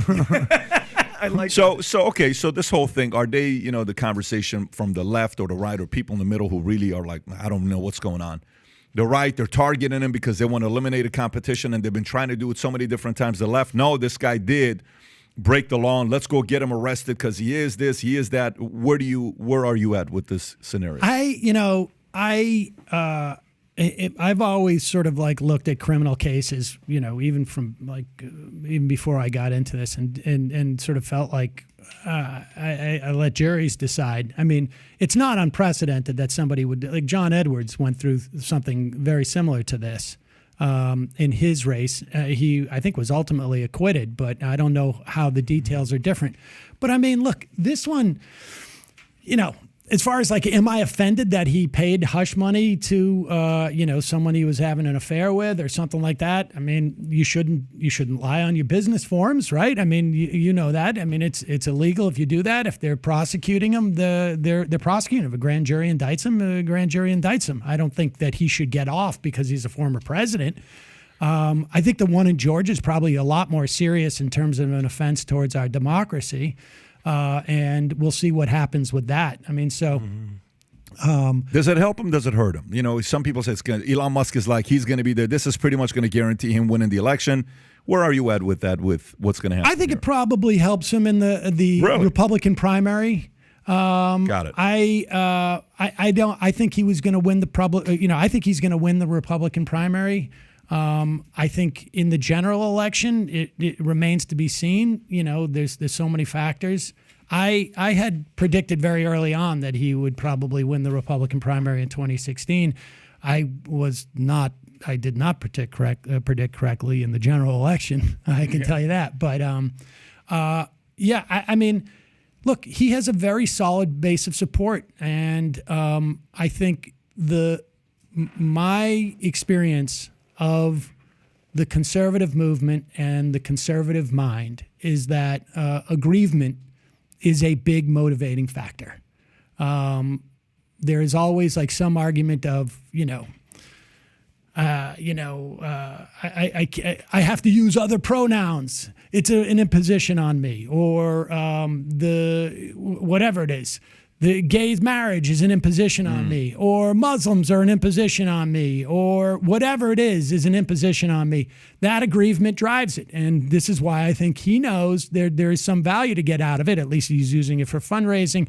I don't think he wants to be indicted. I don't think that's a pleasant thing. You got to expend money on lawyers and stuff like that. But my guess is it would probably help him. I mean, DeSantis in this morning consult poll I saw, I guess yesterday, maybe the day before, he said his lowest ebb. He went up and then he went back down. I think the more he goes around, people don't like him that much. And I think I'm not terribly surprised by that. I feel like you could see that with like Giuliani and Scott Walker. These were people who were very popular in their own area, or at least there was a perception they were very popular. And then nationally, they just fizzled out. I mean, I don't think DeSantis is, I don't think there's really a lot of evidence that DeSantis is as popular as, coming out of Florida. You'd probably know better being here, but I look at his vote tallies in the last election. He was running against a horrible candidate who's lost in every single party that exists. Charlie Crist. Yeah, Charlie Crist is one of the worst candidates in the world. I don't know why they bring this guy out. And DeSantis, basically performed in the same way that Marco Rubio did. There's no way better than Rubio. No, Rubio won by like 1.3 million votes, 1.4 million. I think DeSantis won by 1.5, 1.6. I mean, Charlie Crist is a horrible candidate. I mean, just horrible. And the Democratic Party in Florida is really, really weak. I mean, it's not doing a very good job as an institution. And so I don't know that I think that there's, but we'll see. I think it may help him, may hurt him. I mean, it's going to hurt him if he's in jail. Do you think it'll get there? You think it'll get there? It's hard for me to imagine. Yeah. But I don't know what, the people are saying like Biden should step in. The same people who complain that Biden's some type of dictator want him to step in and tell a district attorney in Manhattan, don't prosecute. Who's saying that? Who's saying that? Who's saying for him to step in? Yeah. Oh, God. I mean, you see it all over the place. I saw Tucker Carlson at the very least. I know, was articulating it 2 nights ago. Biden should step in. What? And what? Pardon him? I don't know. Yeah, well, what is the president supposed to do about a charge in New York City? Yeah, there it is. Yeah, begs Biden to stop indictment for the sake of the. How does he do that? Yeah. Yeah, he can't Sneak into the grand jury. I don't know if that's overreach. Yeah, in a big way. I think it's more. What is happening is it's the same thing with Tate, right? I had Andrew Tate's lawyer on. I don't know if you follow his story. I had his lawyer on, right? So, anyways, but I said, with a guy like this, every month he gets an additional 30 days for 6 months. So he's going to be 180 days of keeping him in the Romanian jail. They could have done it in April of last year, but they delayed it until October or whatever month it was when they did it, November when they arrested him. And it's allegedly. I said, if they don't get this guy this time and he comes out, he's going to blow up, and even more, because it's going to be every time you try to get me to blame me for something and it's not coming true, you got to stop, and his image gets bigger and bigger. Whether it was Russia, whether it was whatever, they've tried so many different ways to get this guy, Trump. And his audience then says, well, I told you, they're just targeting this guy. They're just targeting this guy. They're just targeting this guy. And the MAGA group, not all the other Republicans, rhinos, but the MAGA group was like, dude, these guys are targeting him. So the support for him is going to get bigger and bigger each time they do this. My question for you would be the following. I don't think that should be a concern of prosecutors. I don't think you should. I don't think so. No, if you got a case, go for it. I'm not telling you to do or not. If you got a case, but by the way, if you got a case, you got to also go after Hunter Biden. If you got a case, you also got to go after. What is the charges? Well, I mean, they're investigating. Yeah, Biden. if you do find, you should go for it. If you got the laptop, don't say we don't have the laptop and not look through it. There's a part of that becomes favoritism. Question for you would be the following: do you think which is more likely to happen? Okay. And DeSantis, let's just say, wins, not the general, but he wins a primary, okay? Let's just say he does. Okay. The chances are slim. CPAC was 20%, Trump 60%. I'm just saying, let's just say that happens, okay? Okay. What's more likely to happen? For DeSantis's camp to support Trump if Trump wins the primary, or Trump's camp to support DeSantis? We all know the answer to that. Are you kidding? Are you kidding? No, Trump's not going to support DeSantis. Yeah. I think not Definitely in a million years. No, and Pat, here's my question though: do you think that is there a percent, like a possibility that DeSantis realizes, okay, this cat Trump is going to win, and then doesn't even announce that he's going to run? That was my thinking up until like a month ago. That's a very good question. But this guy, I mean, if I was DeSantis, I would say I'm going to wait. Yeah, and maybe be the vice president. Well, because I don't think he'll be VP though. Dude, if he becomes VP, he it'll be the won't biggest shocker. He won't become VP. Christine Noem, it's going to be somebody like Carrie that. DeSantis is Not young. Carrie Lake. I don't think it's going to be Carrie Lake. DeSantis is young. He could wait 4 years. Yeah. Trump is out of the picture. Yeah. There's no incumbency in the president. Incumbency is very helpful, regardless of who the president is, more often than not. I think he's got a much better shot. I mean, he's going to go up against Trump. And this Republican Party, I mean, I think once Trump is gone, like literally gone, Yeah. like departed the planet, then I think there's going to be an opportunity for other people in the Republican Party. But he has a hold He'll still be tweeting on 30. even when he's gone. It's like Blockbuster. You know how Blockbuster retweeted when I'm still here. Scheduled tweets. He'll Scheduled still tweets. tweet. Yeah. I mean, he has a big hold on the party because in many respects, the party was really was training itself to embrace a guy like Trump for years and years. Okay, so did you see DeSantis on Piers Morgan? Have you seen the interview yet or No, not? I haven't. Okay, so I think this is like the first time where he went at it a little bit. I don't know if you saw any of that. So I'll go to this article. It's an insider. You got Trump's though, Truth Social, what he wrote. That was fantastic. Yeah, It's hilarious. It's So funny. fantastic. Which one are say you on talking Truth about? The Social? gay, the men and women thing, or which one are you talking about? No, he wrote. Here, you find it. I'm going to read the story. Okay. DeSantis breaks the silence on manufacturer circus around expected Trump indictment. I don't know what goes into paying hush money to porn star. Again, Republican Governor DeSantis criticized a Manhattan jury investigation into President Trump's expecteds. I don't know what goes into paying hush money for a porn star to secure silence over some type of alleged affair. I just can't speak to that. And then he follows up and he talks about how it's not fair what they're doing and it's a circus and all this other stuff. But that is a shot that he took at him. And then, boom, here's Donald Trump. Ron DeSanctimonious will probably find out about false accusations and fake stories sometimes in the future as he gets older, wiser, and better known when he's unfairly and illegally attacked by women, even classmates that are underage, or possibly a man. I'm sure he will want to fight them, these misfits, just like That is hilarious. He went even harder on DeSantis last night, and basically just did all the oppo research you need. I mean, it's a long thing, but he goes like, read the whole thing. now that Ron DeSanctimonious is finally admitting he's in the race by beginning to fight back. For some reason, he capitalizes race. I don't know why he does that. Yeah. And now that his polls, also capitalizes P, but I won't stop every time he does weird capitalization, has crashed, he has no other choice because his polls did crash. Let me explain the facts. He is, for a Republican, an average governor. He got 1.2 million less votes in Florida than me.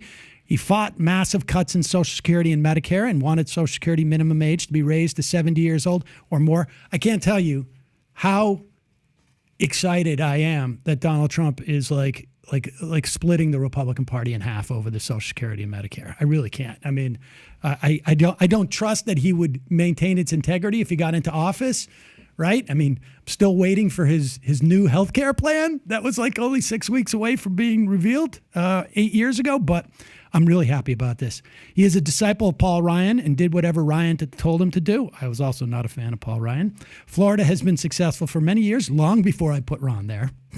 And it's amazing what ocean and sunshine will do.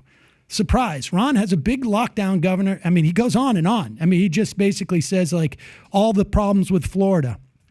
In education, Florida ranks worst amongst the country in crime statistics. Florida ranked third worst in murder, third worst in rape, third worst in aggravated assault. For 2022, Jacksonville was ranked as one of the top 25 major crime cities in the country, with Tampa and Orlando not doing much better. On education, Florida ranks 39 in health and safety in the country, 50 in affordability, 30 in education. Hardly greatness there. I mean, this is his tweet. What was that? That was a Truth this is on Social. Truth Social. What is that called? A truth bomb? What is it? Truth bomb. Truth bomb. Yeah, I mean, it sounds like they need some limits. you have to understand from my perspective, right? Like I think that Donald Trump is a danger. I happen to think that George W. Bush, arguably did a lot worse. I mean, he killed hundreds of thousands of people on a lie. Donald Trump really destroyed parts of the administrative state that I think are problematic. Rolled back this banking thing that we started with. Move your phone away from the mic. Rolled back the banking provision that is causing all this problem right now. But I have to say, I like a guy who's out there saying, don't touch Social Security and Medicare. And I like a guy out there who is like cutting against the whole myth that New York City is particularly violent. Our crime statistics are down like 69% from the 80s. from 1980. So like 70%. That's our friend Rudy Giuliani. Well, cleaning up the street. I have an alternate theory because Come on, Sam. Come on. if you want to look at crime nationally and internationally, when 20 years after they got rid of leaded gasoline, we know lead is a neurotoxin, right? 20 years after, both nationally and internationally, if you look in cities, crime dropped precipitously. So it was the gasoline's fault. It was lead, which is a known poison, neurological poison. The story of lead just in gas is also just a horrible story of corporate malfeasance. I don't know if you've ever heard this, but they knew from the beginning that lead additive was, there's the, you can, Sam, back to your initial point. This was an endorsement for Trump. By Yeah, I was Sam going to say, Seaver. I love I just it. want you to know. It says Sam just. Does Trump We had a have MAGA endorsed hat in the Trump. green room. Does Trump have your vote or no? oh no, he doesn't have my vote, but he certainly has my well wishes. Yo, but and From the grave. So Pat, before we came in here, I was talking to Mike, who's back in the booth. Like my thing with all the investigations from Russia to all that DNC with Hillary, and one of the Democrats going to realize two things. Number one, if you leave this guy alone, like how DeSantis has been, just don't even give him all these DAs and everybody's trying to corrupt. Why doesn't the Democratic Party, instead of trying to just go after Trump with all this false bullshit that is making his base riled up, find a candidate, a viable, likable candidate to go against this guy so they don't have to do all this FBI bullshit, trying to get the guy. Like, why not have a good person to go against him is Well, what I'm asking. I don't understand when people characterize it as the Democrats doing this. Like Alan Bragg is a Democrat, but what is the DNC or Joe Biden supposed to do about a Manhattan DA? What is he supposed to do about all the prosecutors in Georgia who are Republicans? I mean, that's the real case. That's the real dangerous one. I fully agree with the Georgia case. Yeah, Georgia's a whole different situation. Yeah, and Yeah. listen, if Trump had just returned the frickin' documents when he found them and when he was asked. I mean, they were asking him for months and months and months, just give us the documents back. He wouldn't do it. Mm-hmm. And the guy wouldn't do it. He lied to his own attorneys about having them. He'd be fine. Nobody cared about that. The whole thing was the cover up, essentially, in that case. I mean, I don't think Democrats want to focus on Donald Trump. I mean, frankly, for me, as I'm a registered Democrat, but it's more or less so that I can vote in the primaries. Mm-hmm. I more or less vote against Republicans is what I do. Mm-hmm. But have you ever voted for a Republican? I probably have on like a very local level. When I was living upstate. You probably haven't if you don't remember. Well, I mean, there's nothing wrong with it. Sometimes there's only one person running. Okay. And if there's only one person running for county supervisor, but you were four. But on a local level, I mean, I can't name every Democrat I voted on a local level. On local level, things have gotten much more nationalized with politics, even on a local level. Yeah. Let's go to the next story. Go pull up the clip of Xi and Putin talking to each other. I'm curious to get his feedback here. If you have the video clip, it's on Twitter. You can find it. It's all over the place when they're talking. But if you want to finish your thought, you can finish your thought while he's finding this video. Let me talk about lead. Yeah, Sam, can I just really fast? Oh, there you go. You found it? Okay, good. Make that bigger. So this is Xi and Putin talking. If you can go back so you can read what they're saying. Okay, there you go. Check the audio to see if we have the audio. Change is coming that hasn't happened in 100 go years. For it. Can you hear it? Change is coming that hasn't happened in Press 100 play. years. And we are driving that change together. Это как раз час перемены, которой не было в течение 100 лет. Там, где мы двигаем эти перемены. An Asian guy speaking Russian. That's crazy. Let's take care of you. Who is saying that? That's his translator. That's Xi's telling Putin this, but his translator is Xi's telling Putin that change is coming? No, Putin said that is it Putin who said it, or is it the... No, the Russian, the Asian guy is Xi's translator. He's translating in Russian. Make the tweet smaller to find out who's saying this at this point. Yeah, it sort of is important to know. Very important. Yeah. Xi says it to Putin. Saying it, yeah. Xi says it to tells Putin. Yeah, Putin. that's Xi's translator, which threw me off because I'm like, yo, that guy's. By the way, I mean, look, can we watch Putin wave goodbye like a 16-year-old girl Let me see, is let me missing see. his boyfriend? Please watch this. Hold on. Let me see. Bye. He does it 4 more Bye. times. Bye. I love you. Watch Bye. this. Bye. And even as he drove off, he's like, Bye. jog down the street. Yeah. it very clearly shows who's the boss in that relationship. but that's and it's pretty. Xi. That's pretty scary though, Sam. Like like to see these two guys, two of our biggest like adversaries, coming together and doing like a hey, like it's gonna be good from now on. It's kind of a scary. That's a scary ass moment, if you ask me. I mean, I am really I am really reluctant to get too like engaged in wanting to have a conflict with China. I mean, this has been coming for a couple of decades. Back when I was doing radio, I interviewed Gary Hart, who sat on a commission right before 9/11 on the greatest threats to the United States in the 21st century. And they had a commission of about, I don't know, like 30, 40 people, had them lined up. What do you think is the number one threat to the United States? Most of the people said non-state actor terrorists. That was pretty prescient. Some said state-supported terrorists. One person said China. This is in 1999 or 2000. And 3 months later, they meet again. Same thing happens. Everybody laughs at the person in China. Yeah. That person never came back onto the commission. Wow. It was Dick Cheney's wife. Oh, wow. And I'm quite convinced that for a long time, the neoconservatives, primarily in the Republican Party, but some, I think, in the Democratic Party, but primarily in the Republican Party, have been worried about China, and it's all about economic dominance. And I think that we had the Asian pivot, if you remember, back in you probably were aware of this in the aughts, where our fleet was moved to the Pacific from the Atlantic, and we've been gearing up for this conflict with China, basically to protect the interests of multinational corporations, particularly American corporations, and that's what the TPP was all about. And I'm in favor of making sure that we have supply lines and logistics, moving and having production, onshore. But I also think that we should not be getting into a war to protect the interests of some corporation who's not necessarily providing benefit to the United States per se. How do you see this in regards to Ukraine and how this affects Ukraine? Does this show?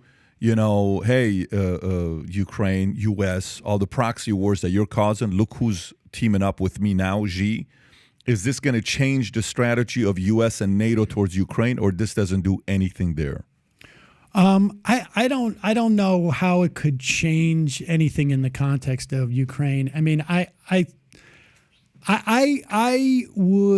understand why we probably wouldn't hear of what the exit strategy is, but I think that we should have some type of exit strategy in terms of support for Ukraine. I agree. At the same time, this is not a fight that the United States picked. I am someone who felt like we shouldn't expand NATO.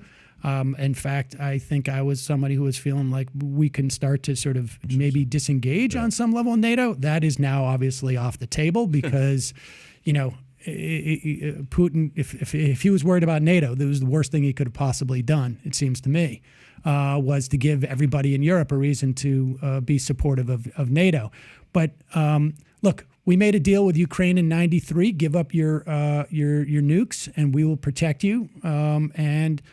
As long as we don't have regime change. And as long as we there's some sort of clear-eyed notion of how much territory Ukraine can get back, I don't know that we're going to go to pre-2014 borders. But at the same time, also you can't. I wouldn't want I was against the Iraq War. I'm against Russia's invasion of Ukraine. Same arguments. I'm not convinced that there was a imminent threat to Russia from Ukraine that brought about their attacks on. Are you in favor of the amount of support we're giving Ukraine right now? I'm of two minds of it. I mean, I think obviously we need to provide them some support, but I do worry about how deep our engagement gets. Yeah. I think that if you're Putin, you're waiting to see if Donald Trump becomes president. Because if Donald Trump becomes president, then you're quite confident that all the funding is going to dry up and you stay into that war. The dilemma that the Biden administration has is they have to show overwhelming commitment that would surpass, that would go beyond even if Donald Trump becomes president. And so Why do you think the Biden administration? Some may say if Putin is waiting for Trump to become president because the funding would dry up for Ukraine and get weaker, why didn't he attack Ukraine under Trump? Because he would have never supported Ukraine. he thought that he could get Ukraine without having to be military and go in militarily. Do you think? I think he thought that Trump was going to deliver him Ukraine. I'm not convinced that. I mean, you had Manafort on, didn't you, or something like that? Yeah, we did. Yeah. Yeah, we did have. He would have been a good guy to ask why Putin thought that By the way, maybe. very interesting guy to have on. Oh, I would imagine. He's Very interesting guy, he's very smart. But Pat, but from all that's going on, from all that hooking up with Xi and Putin, just was it yesterday, right after this meeting, or was it before? Was threatening. He's like, if the West sends tanks or any depleted uranium or anything to help Ukraine fight that war, he's like, nuclear components and attack. Well, like now this guy's threatening like nuclear stuff. He threatened that early on too. I mean, the problem with backing down from a nuclear threat is that it becomes all of a sudden like licensed to do whatever you want if you have nukes. I mean, it's a dilemma. I don't think the Biden administration wanted this by any stretch of the imagination. In fact, the reporting Didn't want it. No, did not. I think the reporting actually was that the Biden administration was convinced that Putin would take over Ukraine within a matter of days and with a week. And then the problem or the dilemma they had, or for many in the national security state, I think they saw it as an opportunity, was that Putin was not doing well, and that Russia was a bit of a paper tiger. And then at that point, it opened the door of an opportunity for all these war hawks and these people who want to make a ton of money by selling and manufacturing weapons. You know what I wonder? I'm sorry. Let me just say this. I wonder if, you know how you feel about Iraq, not just you, a lot of people on both sides feel about Iraq and how it was a waste of a war, and then the way we got out of it and it cost us another $83 billion. We can go and talk from many different angles. I wonder what people will say about our level of support to Ukraine 10, 20 years from now. I am so curious. I'm so curious if it's going to be another one of those we should have never gone in, or it's going to be we should have gone in more, or if Trump was president, this would have never happened, or the motives, the intentions, the reasoning.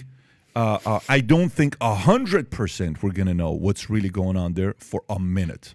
Yeah, and I think we'll never know what would have happened had we not provided Ukraine with the ability to stop Russia from making it part of a Russian empire, and where would Putin's interest end at Ukraine?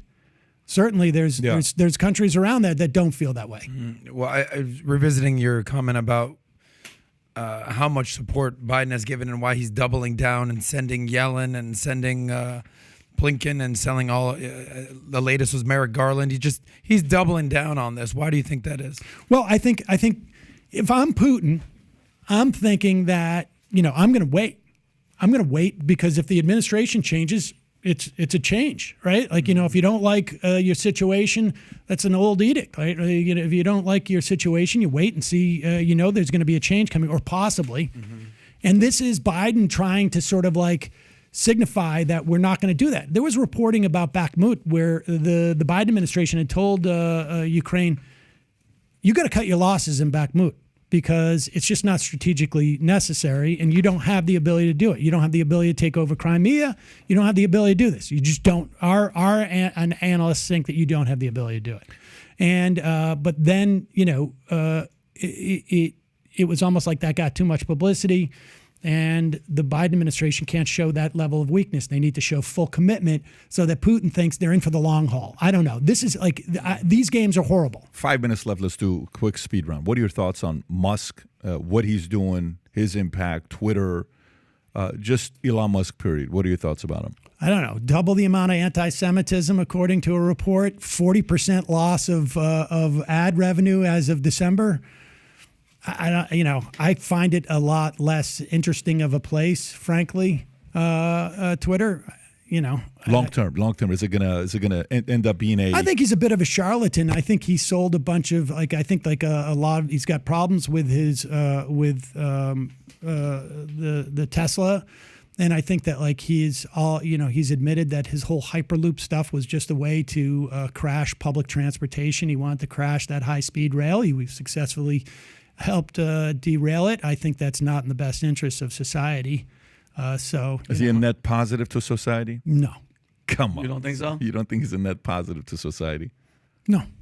So what do you think about all his like Twitter files and all the showing the people like what the government and everybody's really doing behind the scenes? Like, is he a wolf in sheep's clothing? Especially like with that situation and like with the AIs. Look, I think he selectively leaked stuff on Twitter files. I think it's a problem when the president of the United States tries to silence somebody. They did this with the Smothers Brothers. Nixon did it back in the day. I mean, yeah, I think that's bad. But I don't think that we see the whole story about what's going on there. Oh, I agree with that. What do you mean by that? What do you mean by that? I don't know. I mean, if you were going to, I mean, he's going to do what's in his interests, right? I mean, he's going to release what's in his best interest to release.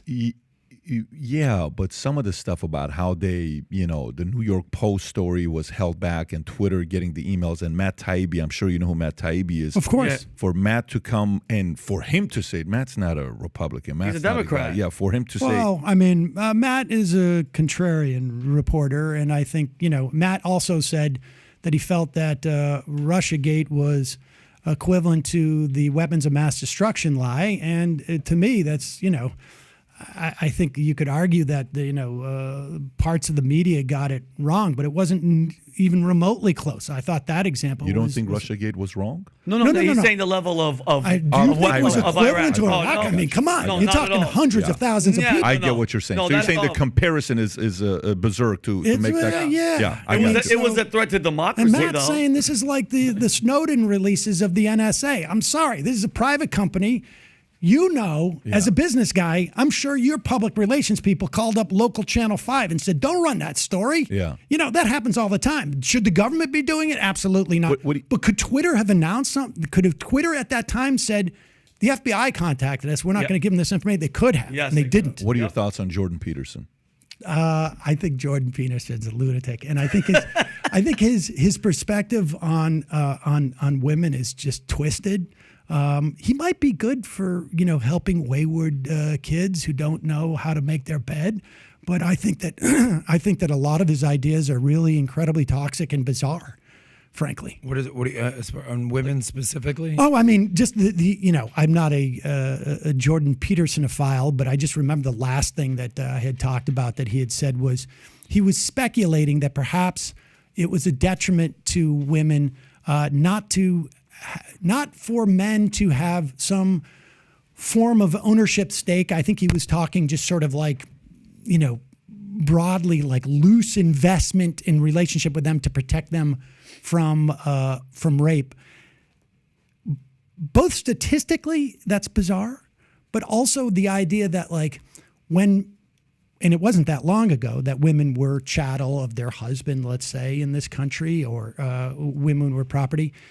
Rape wasn't even a crime against women. It was a crime against the owner of women. Wow. So his stuff is completely ahistorical. Why do you think he has such a massive following, and what do you think about his followers?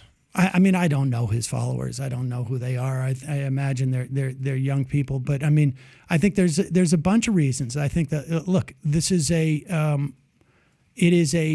society is in a period of transition because people who have been marginalized for at least in the context of American society, have more of a voice, particularly through social media and this and that. But also, I think there's more of a voice in terms of there's not as much hostility from law and this and that. It was only 2013 when there was marriage equality in this country.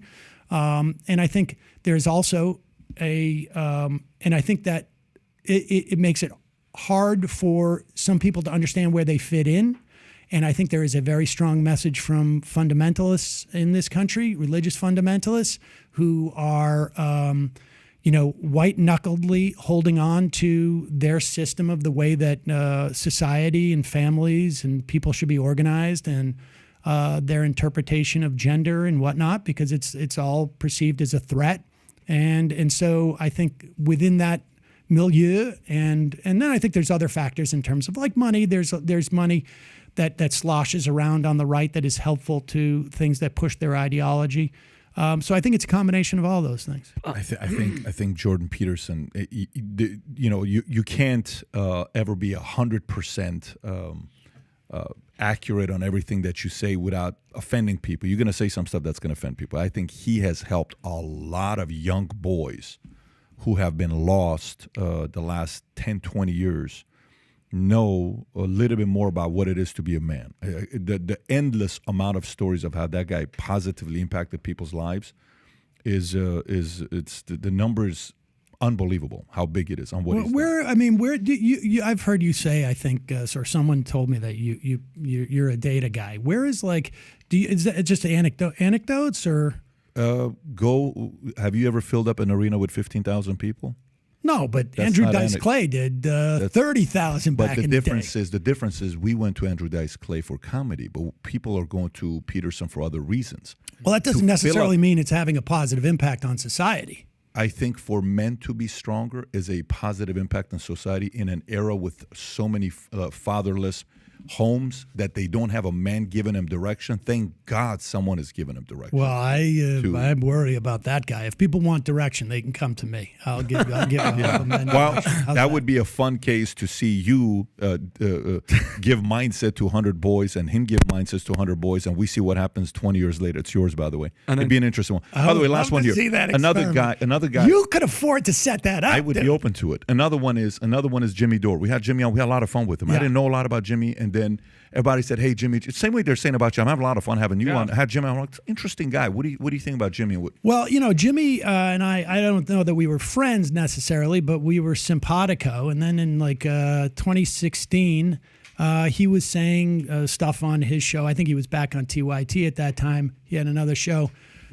He was okay with Peter Thiel being a Supreme Court justice. He was talking about how Donald Trump was going to resurrect the Democratic Party, and Donald Trump will get elected. And if he gets elected, we'll get Elizabeth Warren in 2020. I mean, these were all things that he had come up with. And, I sent him an email. I said, look, you want to come on my show? We should talk about this because I think a lot of that stuff is crazy. And he said, no.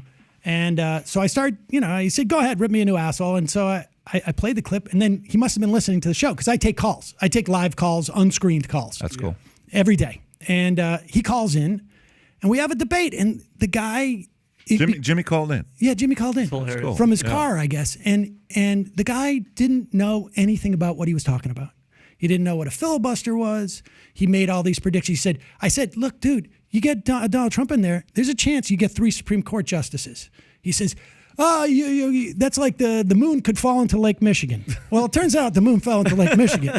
And we're going to feel the effects. I mean, for people, I don't know if it necessarily bothers you guys, but for me, the idea of not just rolling back abortion, but the Voting Rights Act, I mean, government agencies that have the ability to do stuff, I mean, it's massive. I mean, it is a tidal wave. I don't think the American public fully realize that could have been the single biggest thing a president has done to help their party the last 60 years, or it is the worst thing for the opposing party. McConnell, I think, gets that credit because McConnell was the one who would not even have a nomination hearing. They controlled the Senate, would not have a nomination hearing. He kept that in. That's McConnell. That's McConnell. I think that is the most understood reason why Donald Trump got elected. Never in a million years would I have guessed you would have been a supporter of Mitch McConnell and given him that kind of credit. Sam, I was ready for a lot. I wasn't ready for this one. You shook me a little bit. Can I say one real fast? Yeah. We're about to be done. Who do you think, besides Biden, if he does run again, if he can even make it, who would be the Democrat right now? The question. Yeah, Sam, right now, if you had to pick out of the entire Democratic Party pool, who would be, I know it's early as hell, but who would be their number one? Me and Adam, who we still haven't made this bet, we betting that Gavin Newsom's going to be their number one. No, that's what I mean. Look, I there's nobody I could name that I would want to be president in the Democratic Party right now. But I think that it more than likely it's someone like Pritzker in Illinois or Whitmer. This is I want to make it clear. Yeah. These are not my picks. This is my assessment and analysis. Yeah. I would say Pritzker, Whitmer. Maybe Shapiro in Pennsylvania. I would say those would be the ones that I would, if I had to place a bet, it would be one of those 3. Oh, wow. These are not, I should say, not my picks. You're guessing. These are like if I have to go bet, my kid's 529 on it. Got you. Fantastic podcast. Really enjoyed having you on. If you want to find more about Sam's podcast, hey, Rob, can we put the link below, please, so they can go find it? Put it in the chat, put it in the description, put it at the top so they can go find them. Do you want people to go to your website or do you want them to go to your YouTube channel? Whatever is comfortable for people. Okay. Is that you right there? It's a good-looking guy. Yeah. He looks He's a like a stud. Hollywood Picture. star. He He's looks a like a stud. Hollywood star. I am a little bit lazy when it comes to promotion. I got to be honest with you. I'm not the best Go businessman to out there. YouTube. Go to the website. Hang out with Don't go- capitalists. You'll get better at it. Whatever. Yeah. People find it. So we are announcing today in the text who is going to be on the April 6th live podcast. If you want to find out who it is to purchase tickets at our next building, the Comedy Club and the Cigar Lounge, text the word podcast to 310-340-1132. Again, text the word podcast, not podcasts. Some people are doing plural, singular, podcast, to 310-340-1132. In less than an hour, we're going to text that group and let them know exactly who the guests are going to be on that podcast live. Looking forward to seeing many of you guys there. Sam, once again, appreciate you for coming. Thanks for having me. Appreciate it. Take care, everybody. Bye-bye, bye-bye. Sam, very nice to meet you.